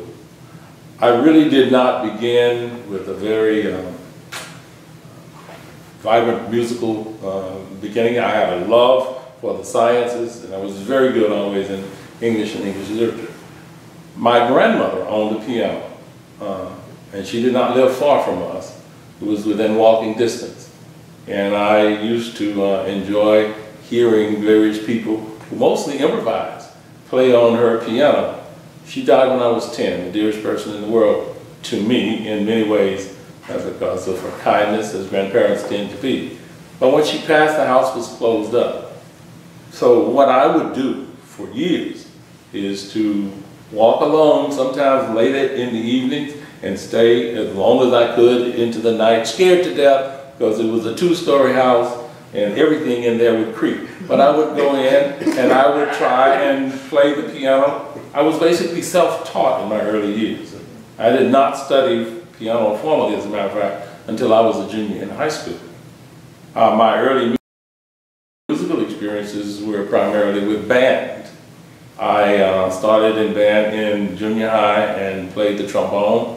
My first writing experience was at the same time that I began because all of my siblings played an instrument, and I tried to write for each of these instruments. It was the strangest consort in the world with a trombone, a tuba, a clarinet, and a flute. But that is what we had, and so I wanted to do this because my parents were great lovers of music, and both were themselves amateur musicians. And they wanted to hear us play something together, so my task was to write a piece in 4 parts with the instruments that we had. My first musical experience of any merit was actually going to Hampton University. It was Hampton Institute at the time, and the Summer Institute, as a band person. It was a fantastic institute that really made me realize how much I loved music. I had one of the major roles in the production that they did during the summer, and the day before the end of the performances, I broke my ankle on stage in a fight scene, and I did the next day's performance entirely on an ankle that I did not know was broken. But when I came off stage, my foot was swollen so bad, several of my dorm brothers had to pick me up and cradle me, essentially, and take me to the infirmary at Hampton. And I left from Hampton, went to the hospital, and came from the hospital back to South Carolina. But up to that point, it had been a wonderful experience and my first really vibrant experience in music. Morehouse is an interesting thing. That's where I went to undergraduate school. Why did I go to Morehouse? Because I had several relatives who'd gone to Morehouse. I admired one of my cousins very much. He was very active with the Glee Club, Eddie Gaffney, as you know, who also became my colleague at Morehouse. But I loved Hampton because it was a beautiful campus.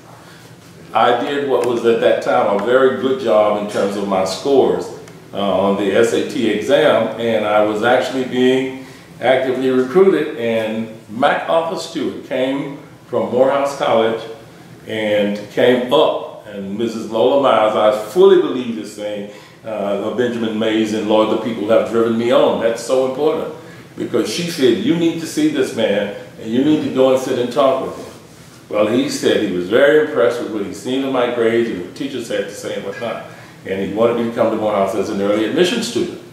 I had just turned 15, and I talked to my parents, and they discussed that, and they were always two of the most wonderful people because of the kind of advice they gave. They never said no. They said, look at it on both sides. You're 15, you're going into an environment, you're going to be essentially on your own, you will miss your high school prom, you'll miss all those activities and whatnot. Think about whether you want to do this. I decided to wait and not go until after my senior year, and I was happy to do that because I graduated valedictorian and did all the things that seniors do. And I came to Morehouse intending to do what Harding did, which was to major in biology as a pre-med student. And in my freshman year, when I auditioned for the Glee Club, largely because Eddie, my cousin, was in the Glee Club, Wendell Whalum said, man, that's a fine voice. You need to think about doing more in music. Well, I certainly was not convinced at that point. But I also joined the marching band. And Ted McDaniel said, the young man, Ted McDaniel had just come back himself, wasn't much older than I was, from University of Iowa, and said, I want you to think about doing some arranging. Next year, you get ready to do this. I had no idea what arranging was other than the piece I'd written for our folks. And so I had to pray and meditate night and day as to whether I wanted to do this, but I was finding myself becoming more and more immersed in music. I took a couple of courses in music and I realized that fascination that happens when you've been improvising and doing the things I've done with no really strong formal music background, and I found a language for things I had been doing. And that just opened up a world to me because all of a sudden I could put some reason and some form to fashion in the sense of what musical symbols meant and what I was doing and hearing in my head. And so I talked to my parents again, and they said, you have to make this decision because your son will be happy with whatever you do that you feel you can do and be happy with in your life. And so I pursued music as my undergraduate program. I did not know that I was going to be leaving, going to graduate school. Lord, the people have driven me on. Wendell Whalum did not say, are you going to graduate school? He said, son, when are you going to graduate school? And there was a foregone conclusion that I would, that I must. And then I started making decisions. I got accepted to some great schools, ultimately because of the composition program at Bowling Green State University, which was on the cutting edge of contemporary composition. I chose to go there. I'd always also gotten accepted to the New England Conservatory of Music and Washington State University in Pullman, Washington. I chose to go to Bowling Green because it really did have a fine contemporary music program. And my first master's degree was in composition. And so, again, the people have driven me on. As soon as I finished this program, and it was in the summer prior to graduating, I get a call from Mrs. Yvonne. She was Yvonne King at that time, not Yvonne King Gloucester. And she said, you see, Dr. Gloucester wants to speak with you. And she said, you may get a call from Wendell before he does, but I'm just alerting you that you're going to get a call. And so I said, okay, fine. And then Dr. Wendell calls and said, son, what are you doing on August the 24th? And I said, well, I mean, for how long? I mean, I'm packing, and you know, I thought it was some event that he wanted me to be present for. And when he said, no, son, I'm asking you because I want to know if you want a job. And I had to be silent for a few minutes and not say a word because I had no idea that I would be invited to return to the faculty.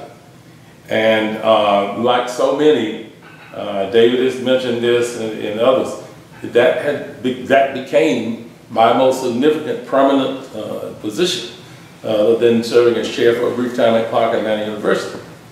I subsequently got a master's degree in voice performance and a terminal degree in vocal performance as well. And I have had the rich experience of traveling to numerous countries throughout the world as a result of music, on the principle primarily, which we call OPM, other people's money. And that has been the most delightful part of my career. But one signal event happened in my freshman year, and then I will end. Had it not been for the fact that in my freshman year, there was a festival called the International Choral Festival, and it was the second one to be held in the United States. Robert Shaw was a new young conductor with the Atlanta Symphony, and the Morehouse College Glee Club was invited to be one of the 16 choirs representing 16 different nations to participate.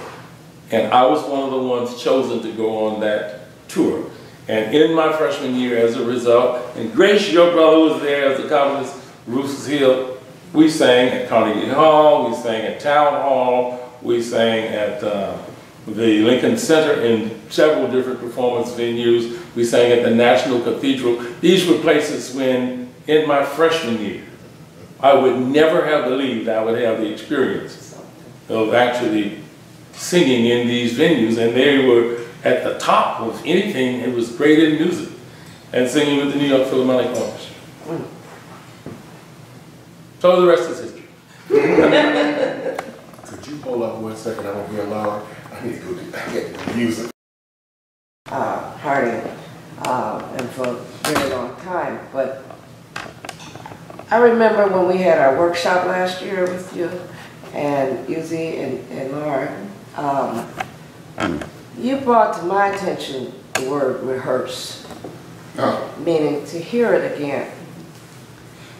And as I'm listening to you, what I hear is this quest for something more, but also an appreciation for what you already have because of where you had come from. And I listen and I hear that it was over and over and over again. Practice, practice, rehearse. And even if it started in the bathtub, just listen. Right. Or slipping away for every day for 4 years. Every day. Just to do what I did. Or just when that decision was made for each one of you to move into your respective careers, you had already logged track record. You had already logged time. You had already proven through practice that you were ready for this next level. Here's the example that really helps me understand public school. 15 minutes in the beginning of every school day, from first grade to senior year, we had devotion. That was practice for leadership. That was practice for being in the audience. That was practice for making decisions. Every single kid in the class had a turn. They have to get up and lead the whole class and pledge the flag, the Lord's Prayer, and then here was the decision. Choose a scripture, choose a hymn. Wow.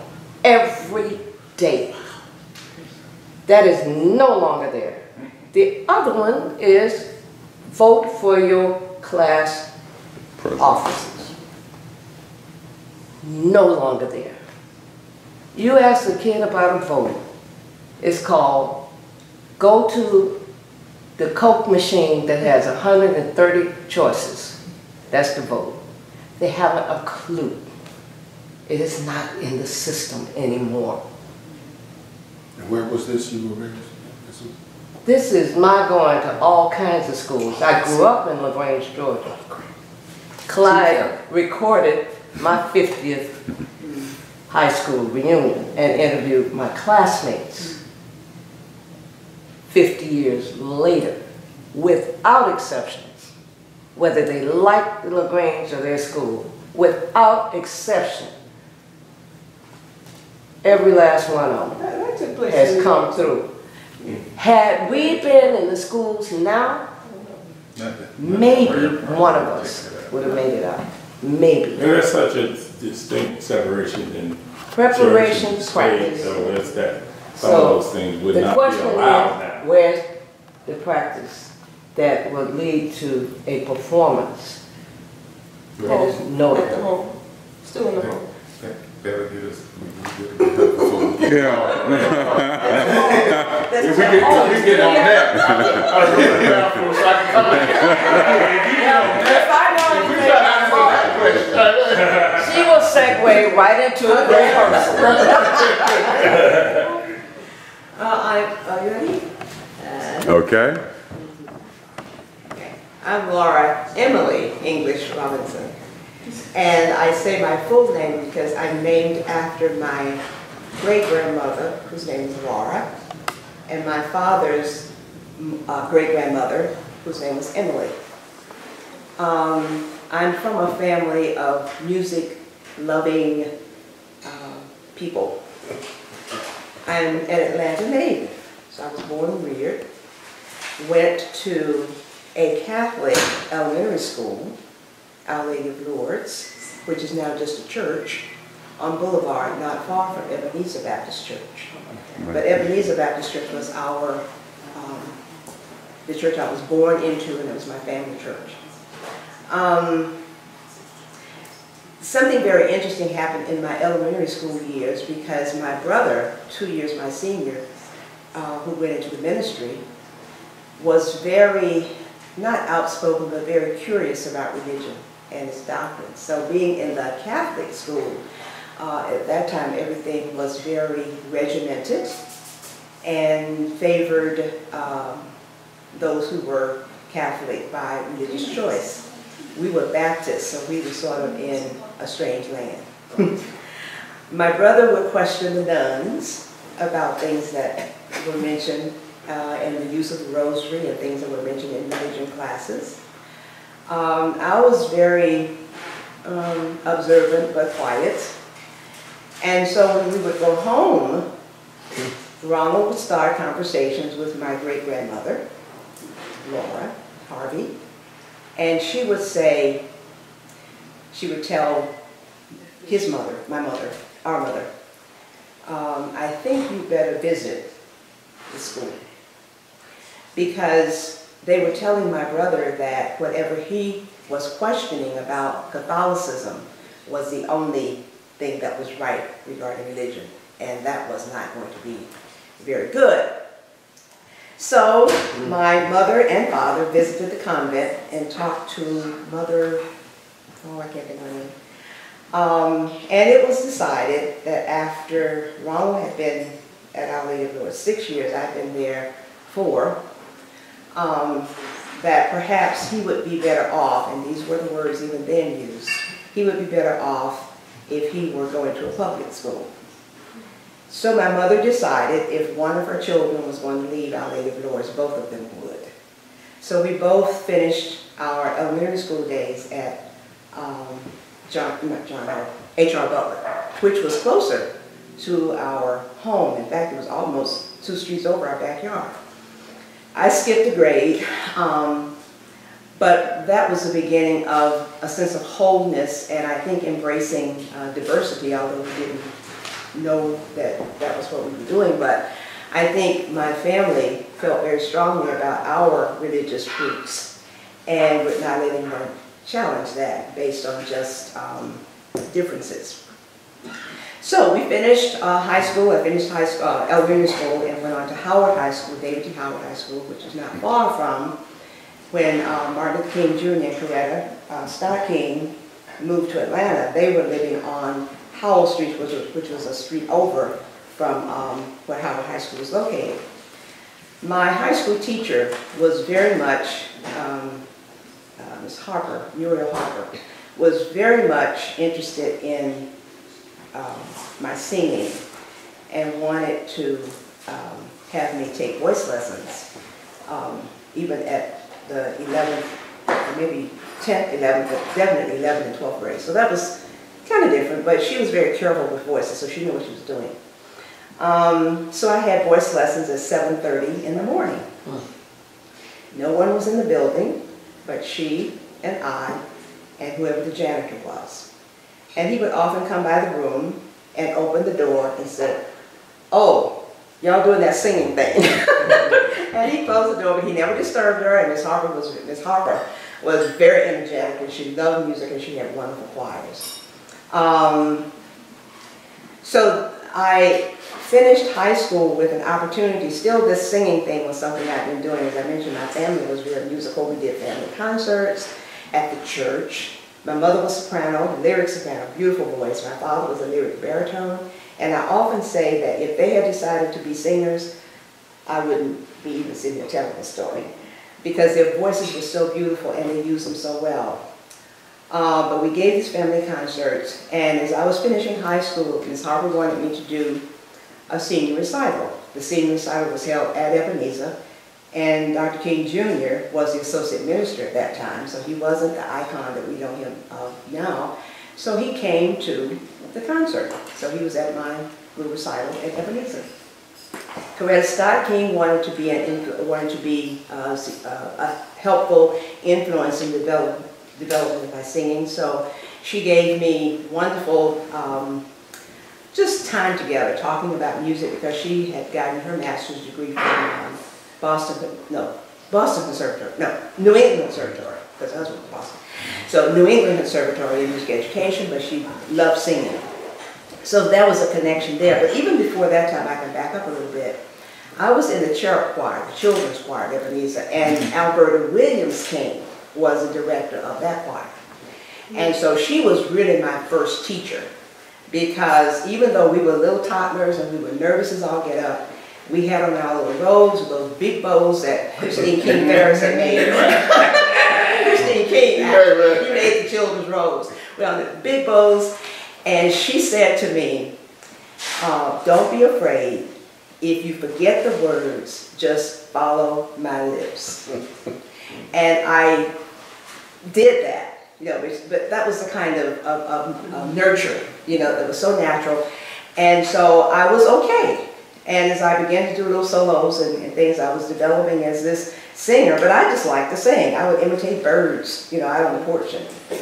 I was trilling before I knew what a trill was. So fast forward back to where I was with finishing high school.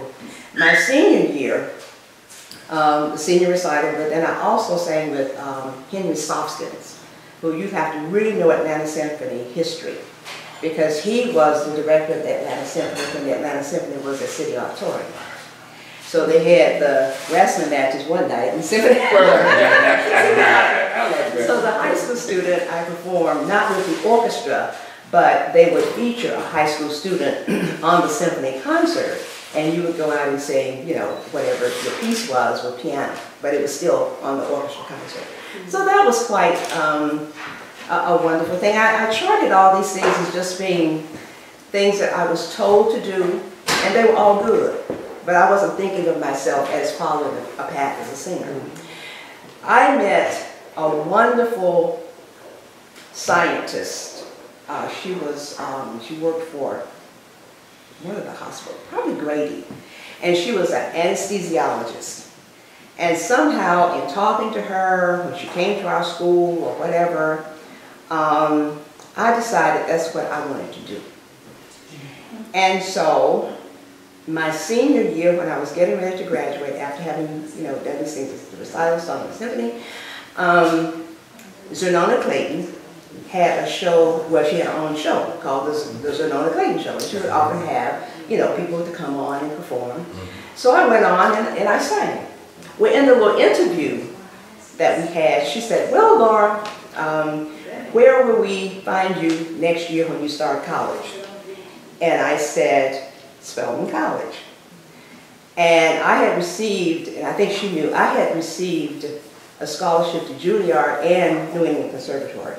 But Spelman College had been in my life since I was 3 or 4 years old, going to Christmas Carol concerts, sitting on my daddy's shoulders, and seeing those beautiful white dresses and that beautiful sound of the Spelman College Glee Club and the Morehouse College Glee Club and the Atlanta University Center Chorus.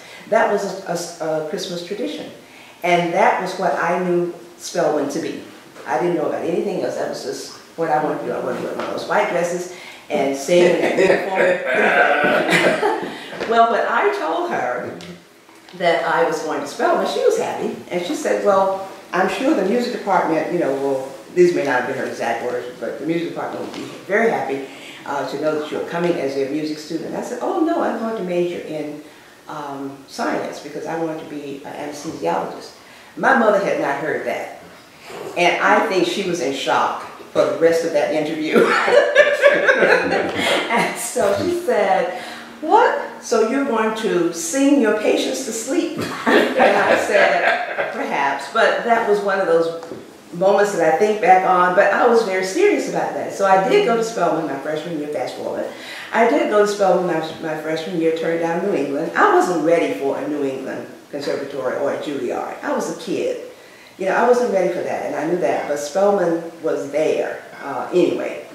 And I entered Spelman with science and biology as a, you know, focus. Willis Lawrence James was director of the Glee Club and head of the music department. Dr. James had known about me before I arrived because Grace Bach Smith was there. And I went to, you know, Glee Club rehearsal and all that good stuff.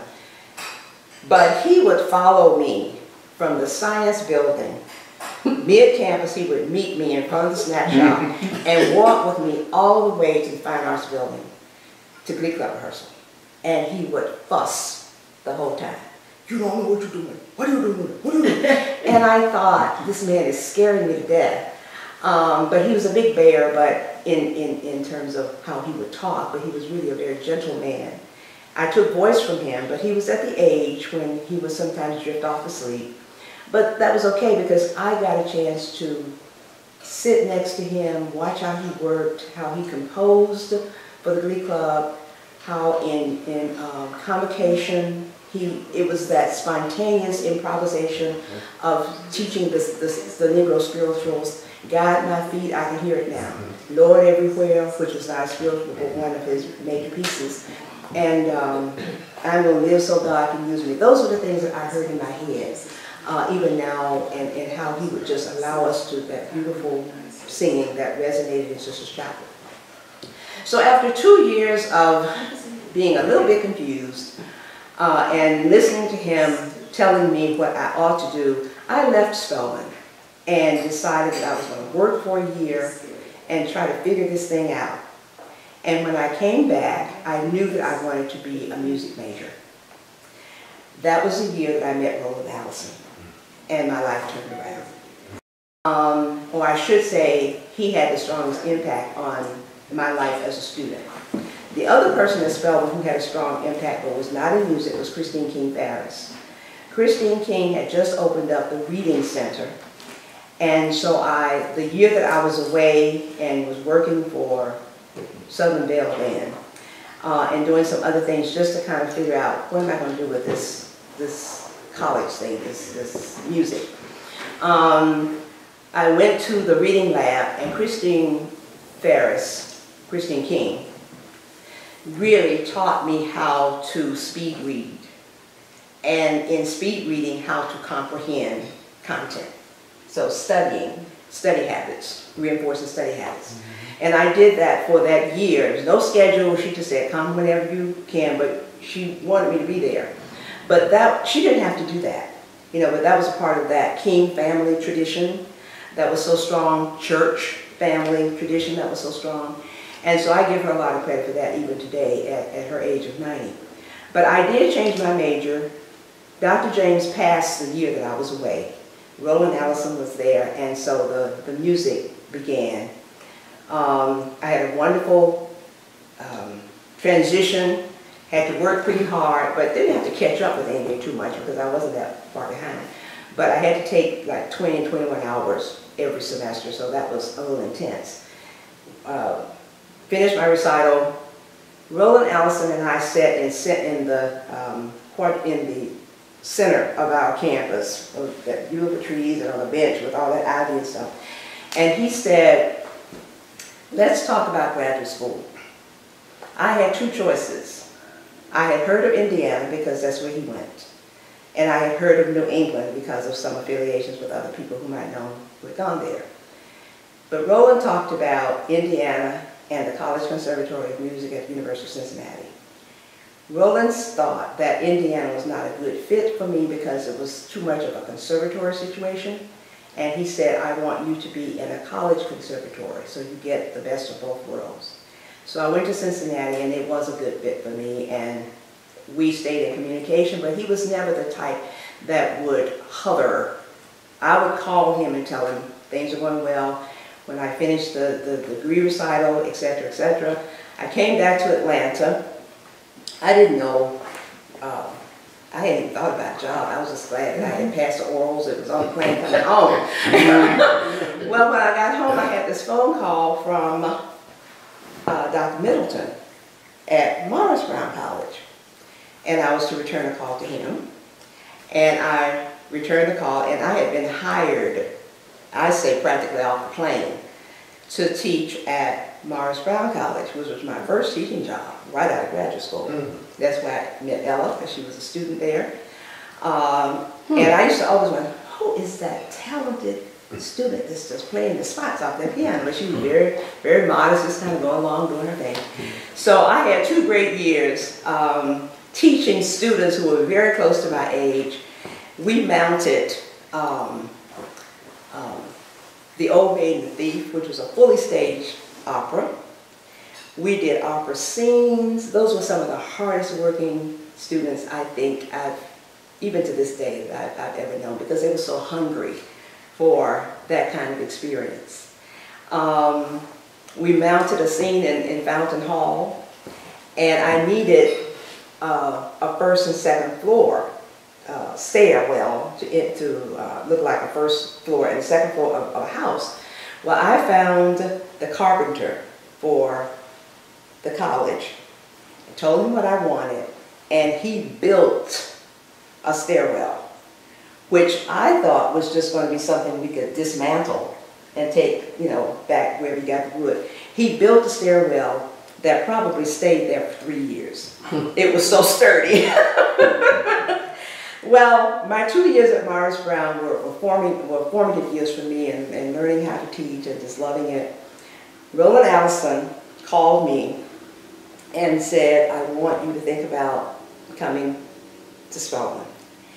And as much as I loved what I was doing and the students, I thought it was a good thing to do. And so I started teaching at Spelman and taught there from 74, maybe-ish, until 79. In 79, I was doing some things with singing and trying to follow my own dream of being this performer, and I knew it was going to require travel, not only locally, but international. And I knew it was going to require some auditions. I spent a lot of time in New York, living there, back and forth for auditions and also coachings, etc., etc., etc. So I went into the office of Donald Stewart, who was president of the college, Spelman at that time, and had a conversation with him, and I said, I need to resign, and I told him why. Now, here what I went to the office of Donald Stewart. I did not go to my chair. I just jumped that, I didn't know. I just jumped, I just went, to the president, and we had a very good conversation. Yeah. And he said, I understand, you've outgrown this phase of your life, and whatever his words were, but it was very encouraging, it was very well-wishing. So then I had a conversation with Roland, who was not too happy, He was happy about my choice, but he wasn't happy about the process because I'm sure he would have molded it differently. But I think I got him to understand that Spelman had nurtured me in a way that was about a department that was always there, working with students, not hovering over them, but I knew that I needed to be gone for a long time and I needed to take a little detour. And it was a good departure, and so those years was all about singing and working, etc. And I came back to Atlanta, wasn't traveling so much, and worked a little while at the Lovett School. And that was good. I met some great people. I had some great students, but those students were not headed towards an arts career, and I missed that kind of preparing people for that. They wanted to go into the family business or football or whatever. And I got a call from, I'm sorry, Joyce is not here, I got a call from Joyce Johnson in 1991. And she said, sweet, just what you know, you would like to come or think about coming back to Spelman. So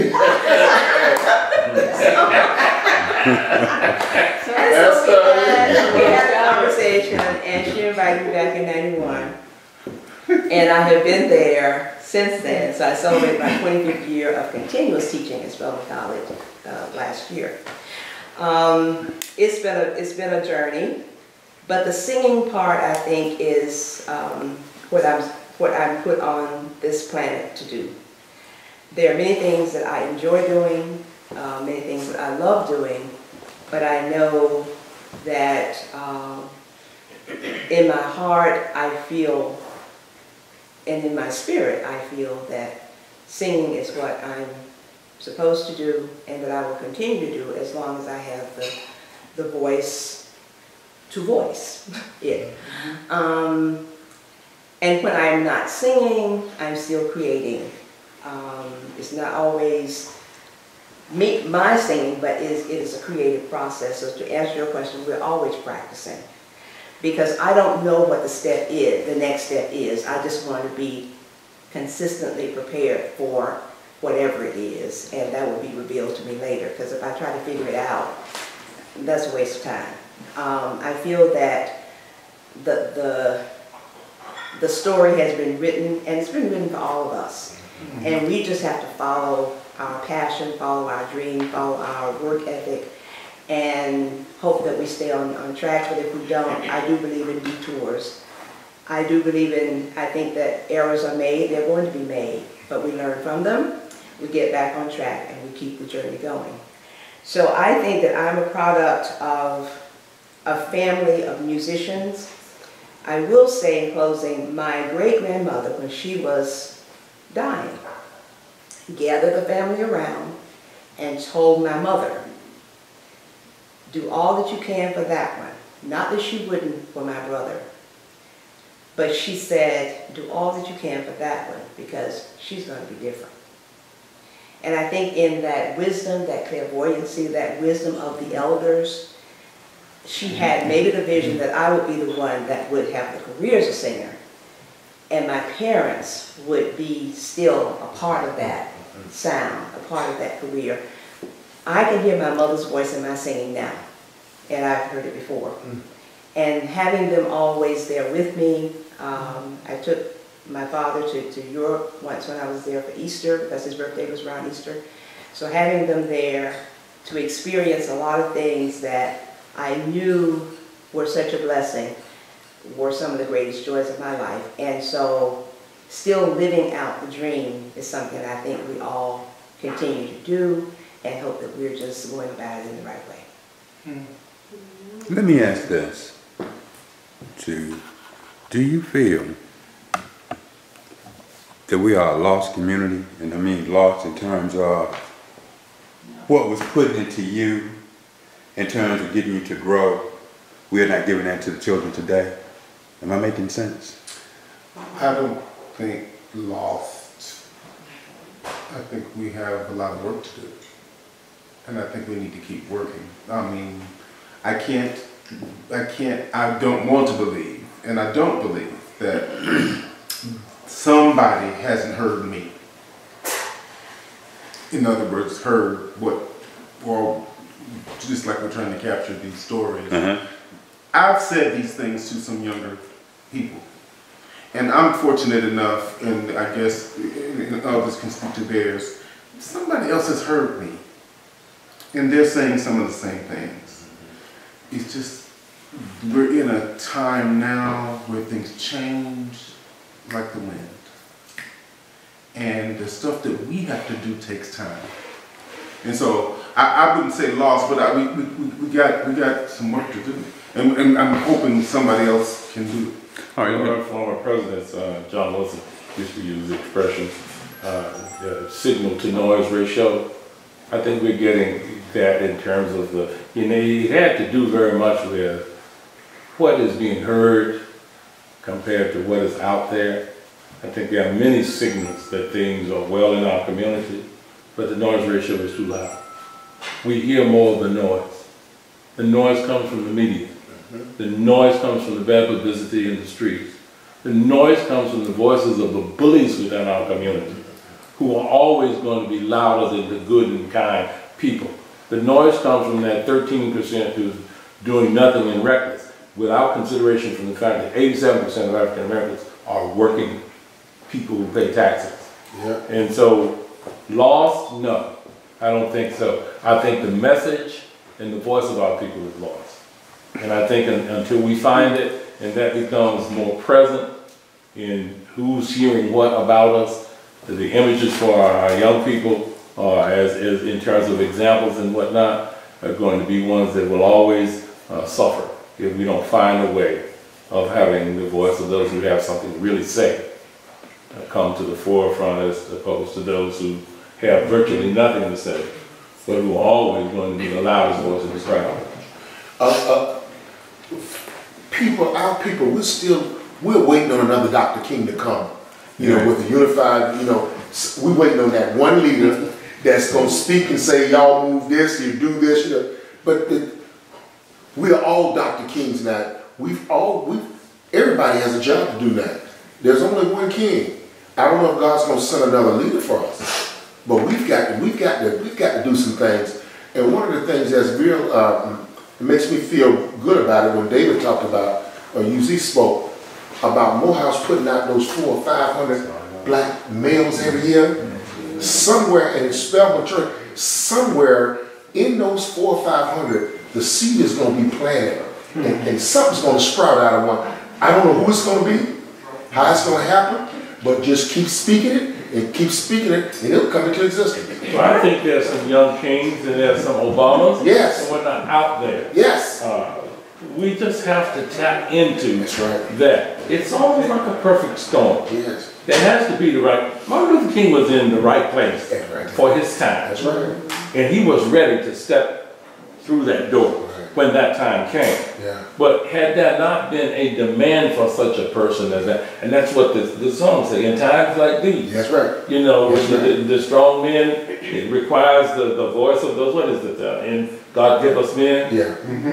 Because, and he was one of those who said, Lord, I'll go.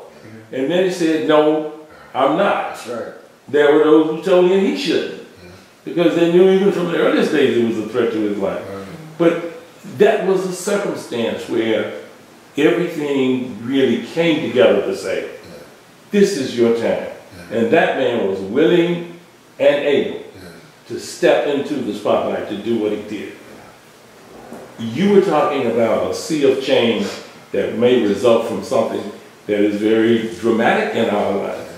It may take that before we get another jolt of the reality of our circumstances to realize change is required. And we have to be able to enable to be the catalyst for that person, whoever that is. Yeah. And getting them ready. Y'all getting them ready. We getting them ready. And they can be ready, and your own community won't let you. And we have to be able to get the other ones ready to let that person be. And that's certainly can't get done with the crab in the box. No. Can't be climbing, pulling something down. Yeah. But I think, I mean, what I would just say is the last thing, which storytelling is incredible. And whether you're storytelling for documentation, or you're storytelling to a student, or your children, or your community, storytelling is important because it comes from your experience and collective experience, and we're not making it up. That's right. The other thing is, when you live day to day to day, we don't know what we're doing right now, and I don't mean in this moment. We don't know what we're doing right now in this time, which will become historical in years to come. Right. So I think everyone can contribute to a piece of the puzzle. If we're waiting on the big boom, That's right.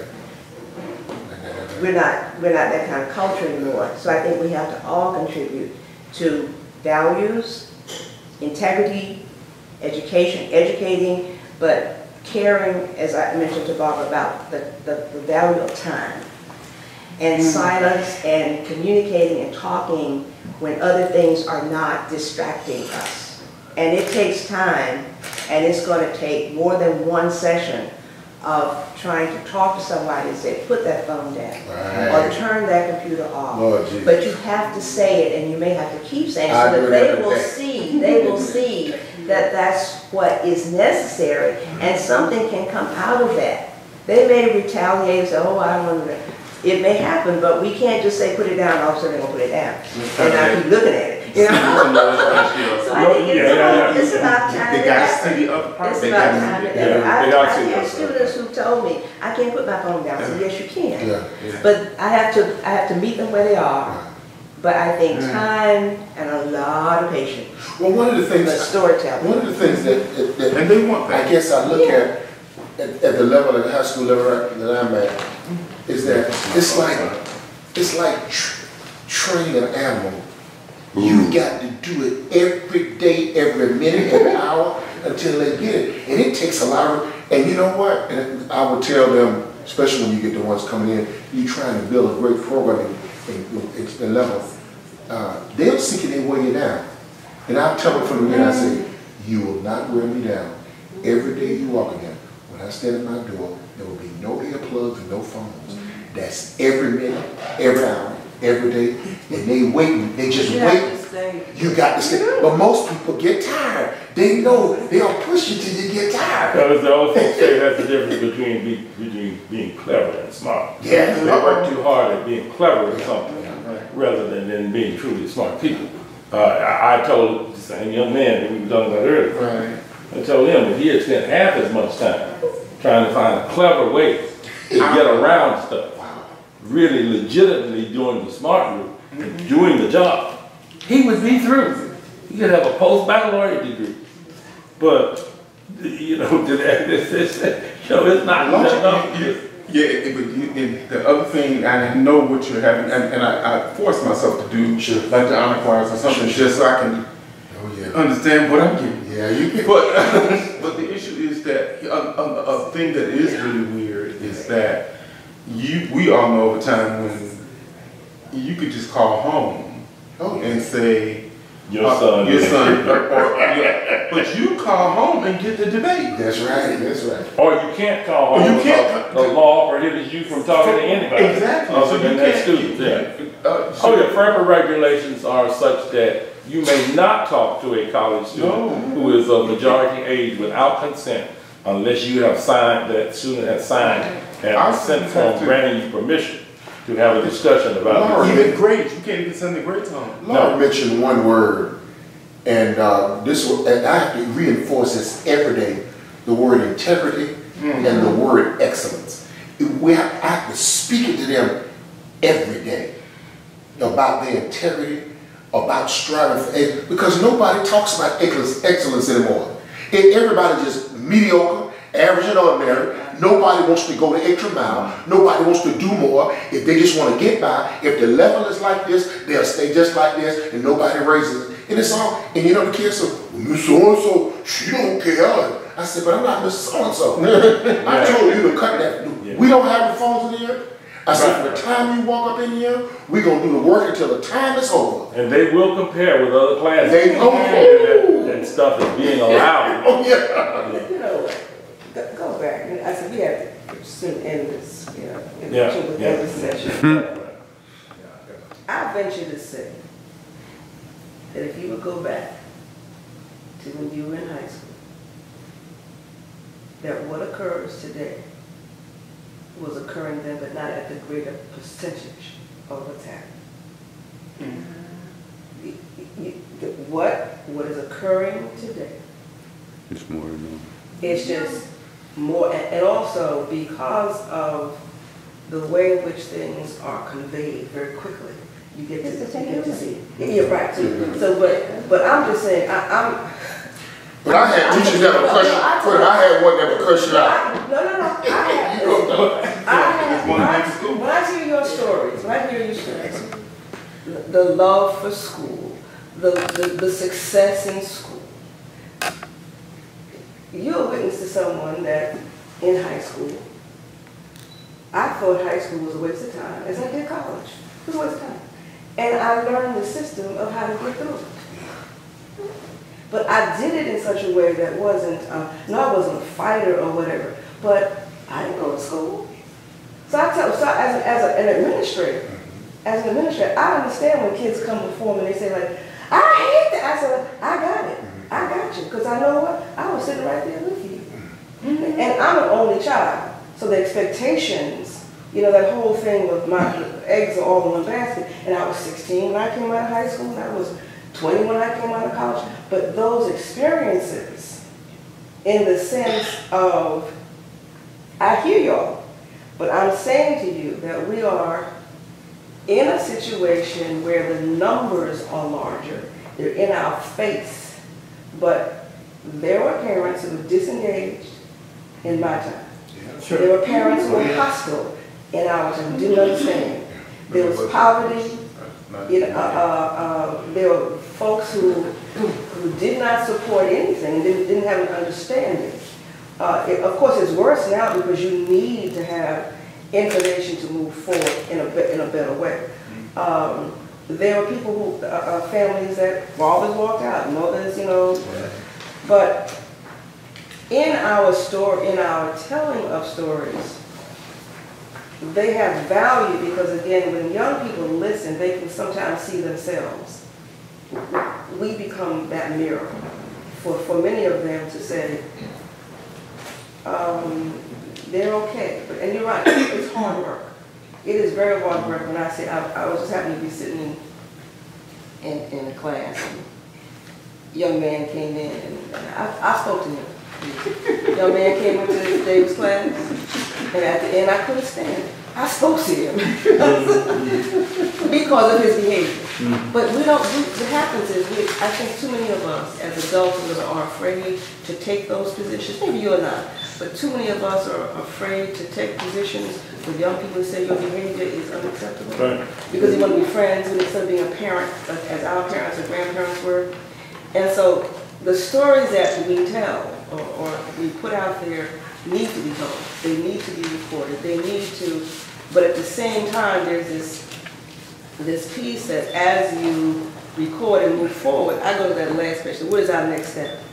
Right. Can I just say this is important. You're absolutely right. There are a couple of things that are different. Our students don't have the same moral and ethical compass. That's the bad side.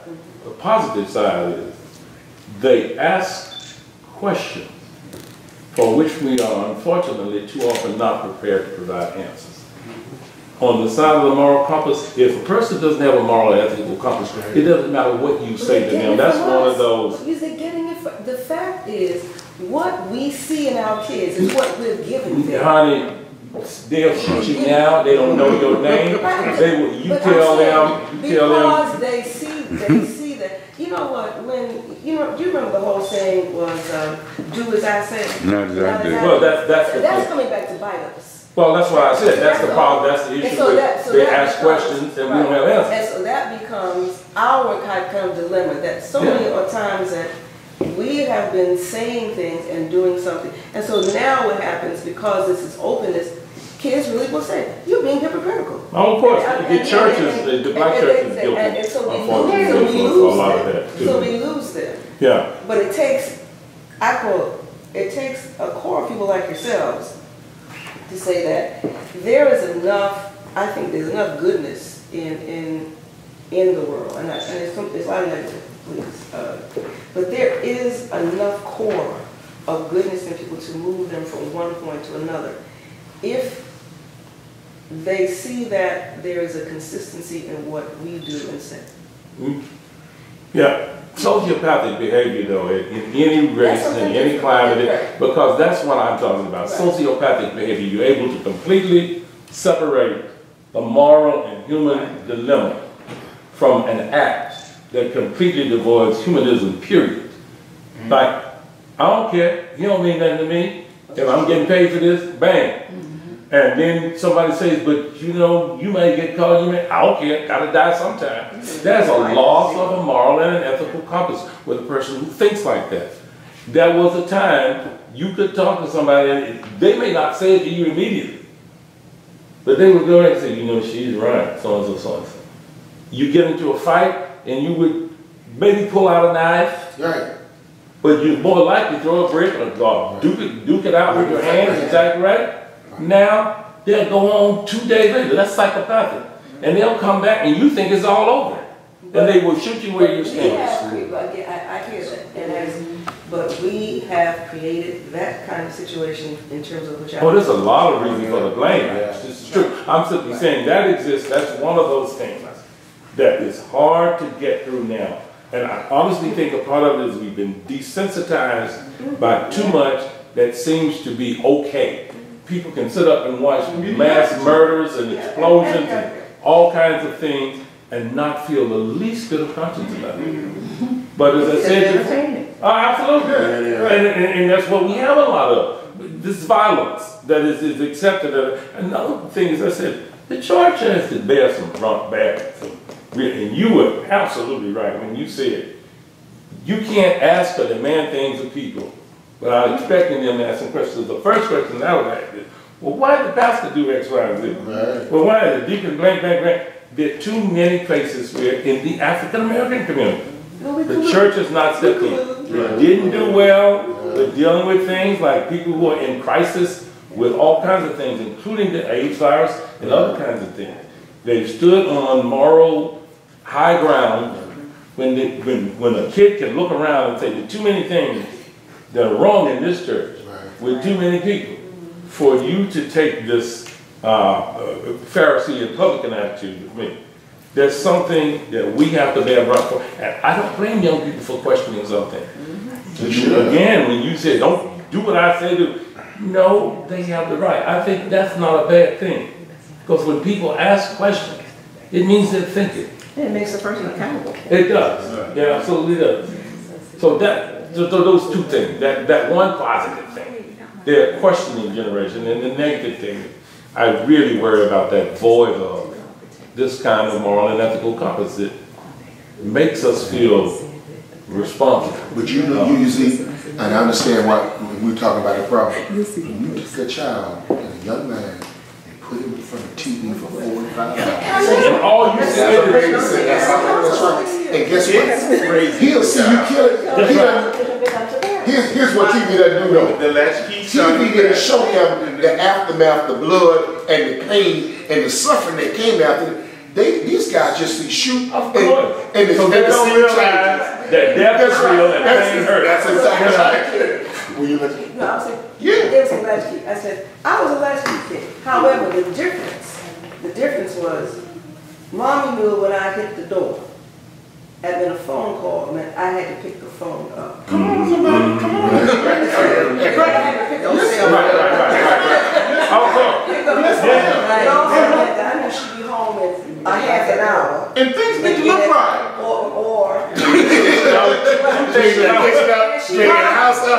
And she knew that the neighbors who were around basically understood. I told Grace one time I was 16 out of high school and I thought I was just grown.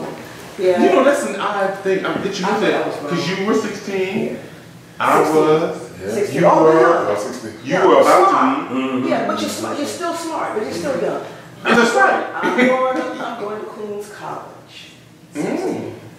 And so I get off the bus in the afternoon. I have my books, and I take a cigarette, light it up, I think the Smoke. No, you a fan of it. Fast,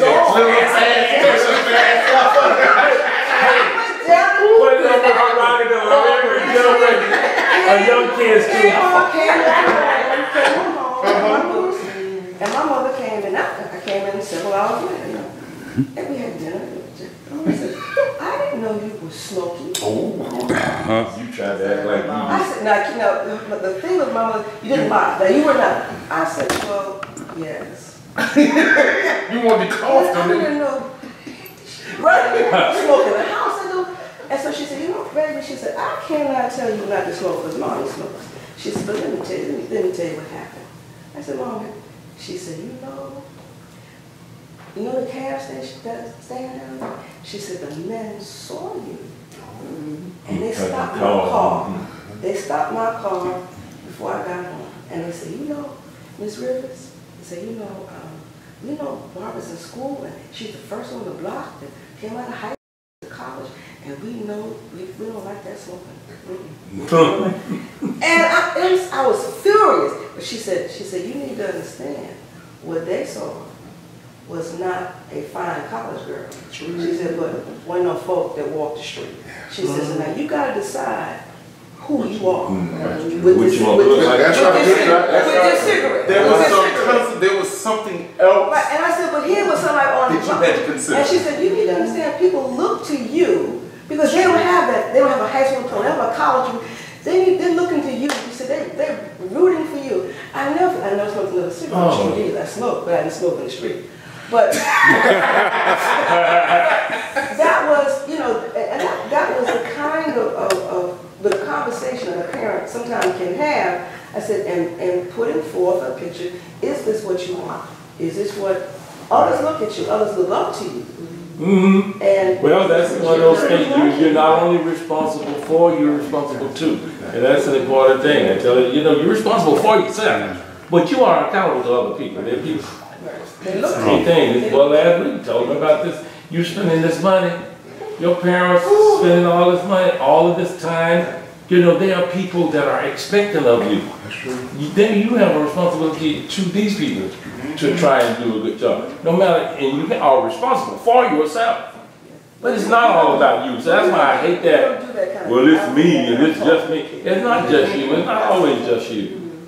But people don't talk to children, kids. So with the whole clarity of a part that is uncomfortable, I think because my parents smoked, admitted that they smoked, told us what was about it, told you when you have to make these decisions at a certain time in your life, is the reason why I did it. Mm-hmm. Not because they said don't smoke, not because of that statement. What is that? Do as I say, not as I. She said, now you might smoke. Can I make a suggestion that something, what comes out of here is that there might be a forum that people like us and people who are in a society in different cities and different places go to these schools and talk to children. Here's one of the things I know is nobody talks to the kids. Mm-hmm. The kids are coming to my classroom and I can look and tell when something's wrong. I say, so-and-so go lock the door. And I say, but I say, now I got to find what's going on. And I said, I don't want nobody talking to me. And I go to one, you'd be surprised what they'll tell you. Nobody talks to us. Don't nobody care. They feel like nobody cares. You're right. If it happens, though, it has to happen in small group sessions. Small group sessions. Not in large. And it's so 2 weeks for that. What you can say. Oh yeah. I thought this was up already. No, never. Y'all never. I'd like to say thank you, Barbara and I. You is kind. You is smart. You is No, I would say that for you is kind. All that food. Oh, thank you so much. Thank you. I hope it was It's a rich time. Now the other thing, I'm an English teacher, so this is compound sentences. Compound what? Compound sentence. Oh. I mean, we're sentenced to the sentence for life. Okay, I get it. Subject, verb, complete thought. But here it is. You are one of a kind, special and unique, comma. But you're not the only one. That's right.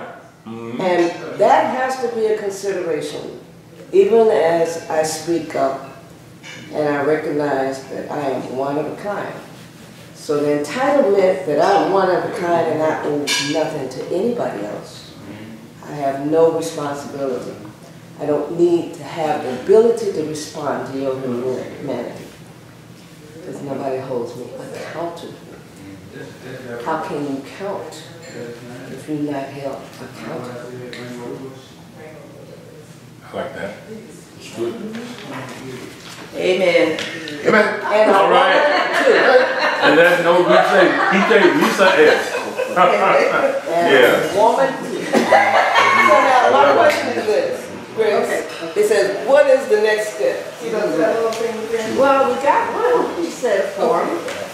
Yeah. But we're looking at how does this go back out into a public venue in terms of, I wish I knew what Bach and his friends were talking about. I wish I did too. But the difference is, they don't throw away Bach from their musical repertoire. And we do. We have to talk about what is So classic. you are the ones that I consider a repository for keeping that story very much alive in all its various nuances and its every respect. I just have great respect for your knowledge and your compassion and your commitment, but it is not getting out there. One prototype for you is when you did the last concert and you talked to the audience and you walked that audience through. Right. They loved it. Yeah, yeah. I've heard that from people there, so have you. That's one kind of way. Leonard Bernstein did it on television. That's how I learned watching New York Philharmonic. The young people's concert. Right, yeah. I used to watch that. And talking about. So that. Well, people go away with so much more when they do Well, that. because it's a hunger still, even when there's this stoic, very crazy wall up there. But most people just want to feel like they're valued. Well, they want to feel like they're invited in too. Yeah, right. We're not standing there doing our thing and they Right. sit there and listen. But I think we're they're listening to you, and it's both ways. We know how to listen to each other, really, on a very profound way, even by not even having to say anything. We hug each other, we laugh, you know, there's an actual validation in just being alive. But that is not commonplace. It is in our circles, but it is not commonplace. And when you have to go to work every day and have to work against that wall, when you know better, when you have seen and experienced better, and you want that better, it gets to be very difficult to continue. So it might be, this might be a way to continue. Have you ever had a student, someone that you know you trained up close to, ever had someone talk about you in this kind of form with you? What they learned from you versus In a form, with students coming back, giving you feedback. I read some people back, you know what I mean, interviews and things of that sort, yeah. Right. But I mean, Right. actually, In an interactive. I had one, not extensively, but I've had one. But do they hear each other saying the same thing? They may talk to each other and they may not. But the kind of student who would do that, and I'm thinking of the one student who actually did this record, is someone who is already going to be in touch with the kinds of things that we were talking about. He's really calling from us. He heard that he had the initiative to do the project. That's right. If we presented, let me give one example. A student of mine from 8th grade called the Board of Education, he's now an adult, right here, And he wanted to find me, and he did. I was in Atlanta, he's still in Minnesota. I was shocked, I didn't even remember the kids. He said, I had to find you. He said, do you remember I brought a weapon to school after Halloween, and they expelled me? I said, oh yeah, I do remember. He said, you were the one that went to another school in another district with me. My mom was a drug addict. Nobody took me. And you said, you do well, and Minneapolis Public School will accept you the next year. He said, I am now owner of my own computer company. I'm married, I have 2 children. He said, I never forgot that. You do well. I had another chance. That was just one, I never talked to that kid. I don't even know who he is. Personal testimonies, I get more of those now, especially like what's happening this week, homecoming.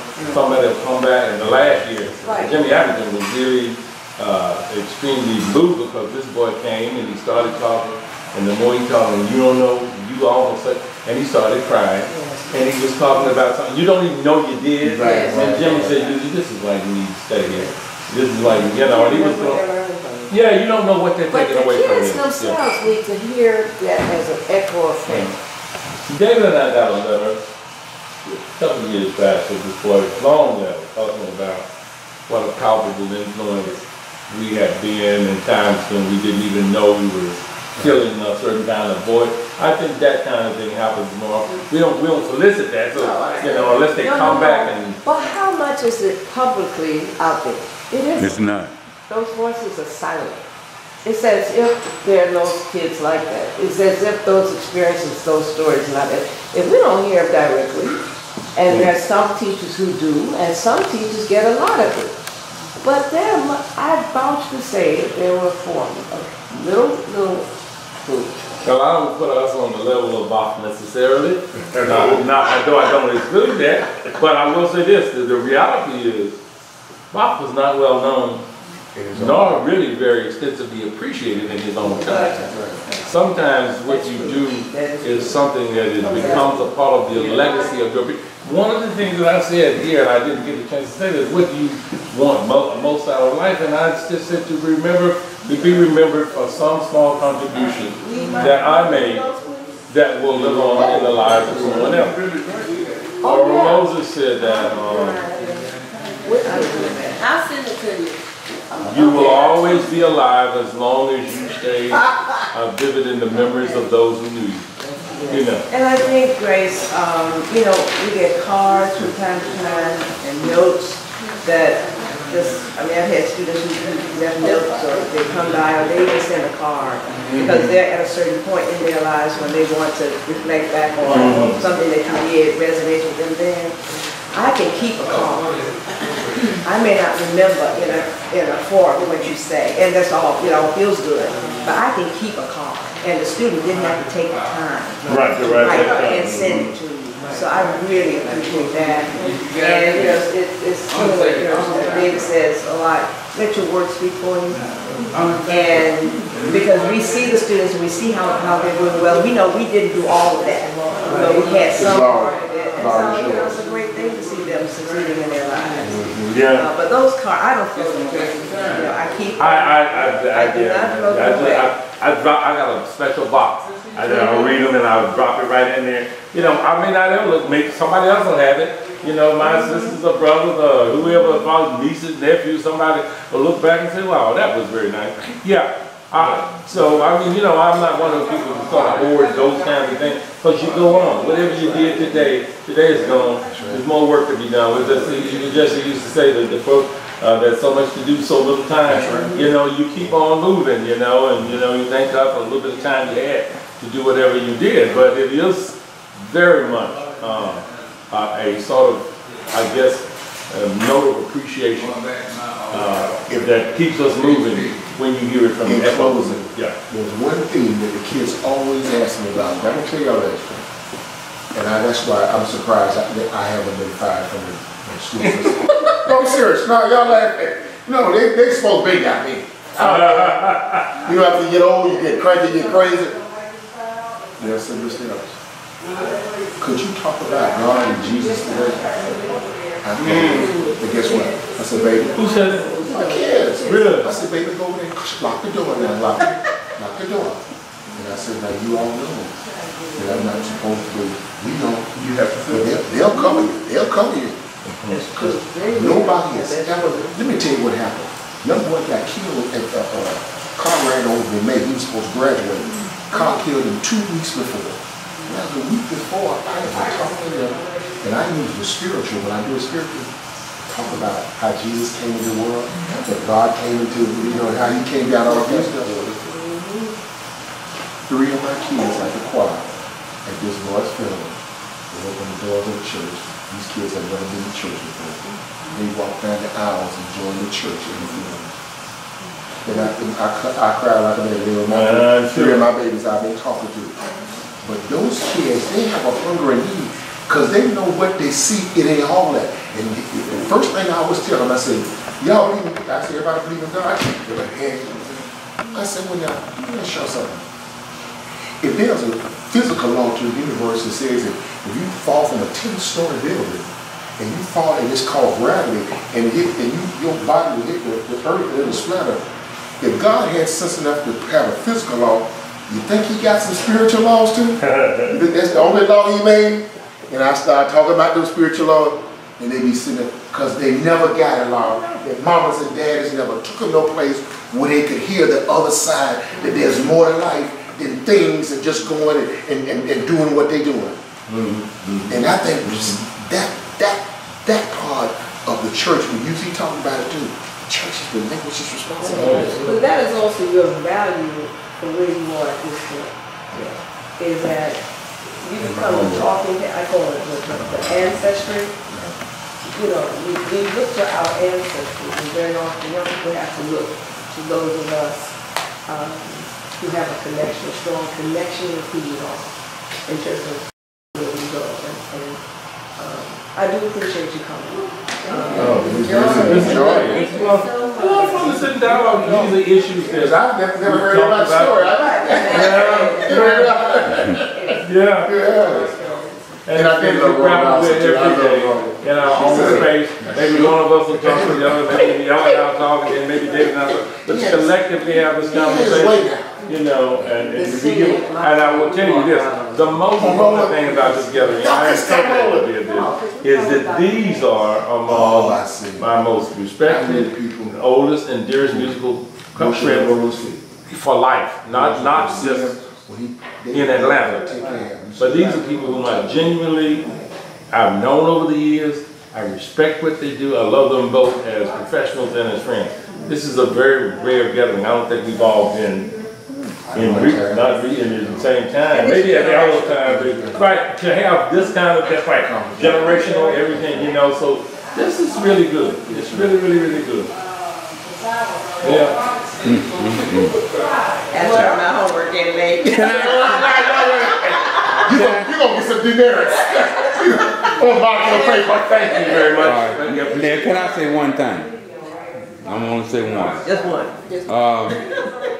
My nephew graduated from Hampton. Okay. Music major.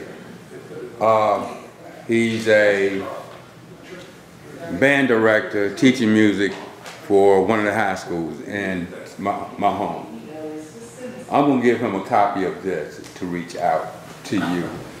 And that he picked up band music on his own. He's doing this on his own. He's getting support from Hampton. Now I'm gonna give him some international support. So I thank you. Now, what we want to do, we're going to look at this, and there may be. Right, it is. But I'm really, you know what, I was really, what Grace and I were thinking, I said, you know what, it would be very interesting, because you just made a statement in the sense that this is the first time you all coming together. Right, yeah.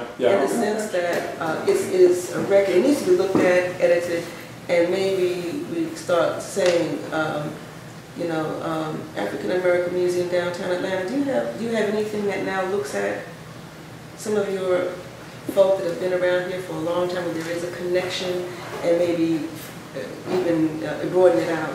You know, we need to look at this. That can be done. As a serious kind of project that can. There's dialogues with the African American artistic community. You know. What's that downtown? Indian Research. The one on Auburn Avenue. Research library. Right. So we're gonna look at the series, you know. And we don't know how, I mean, I don't want to be morbid with this. We don't know how long we have. You have to strike the animal. I think my dear man, you know, she was just a year or so. We still, you know. No time like the present. If you don't tell your story, who will? That's true. That's absolutely right. And whose fault is it? And the longer you procrastinate doing that, the greater the risk that you will never be told. That's why I'm personally. Oh, it got you beat. Because I don't do that. I don't do Yeah. Okay. Thank you.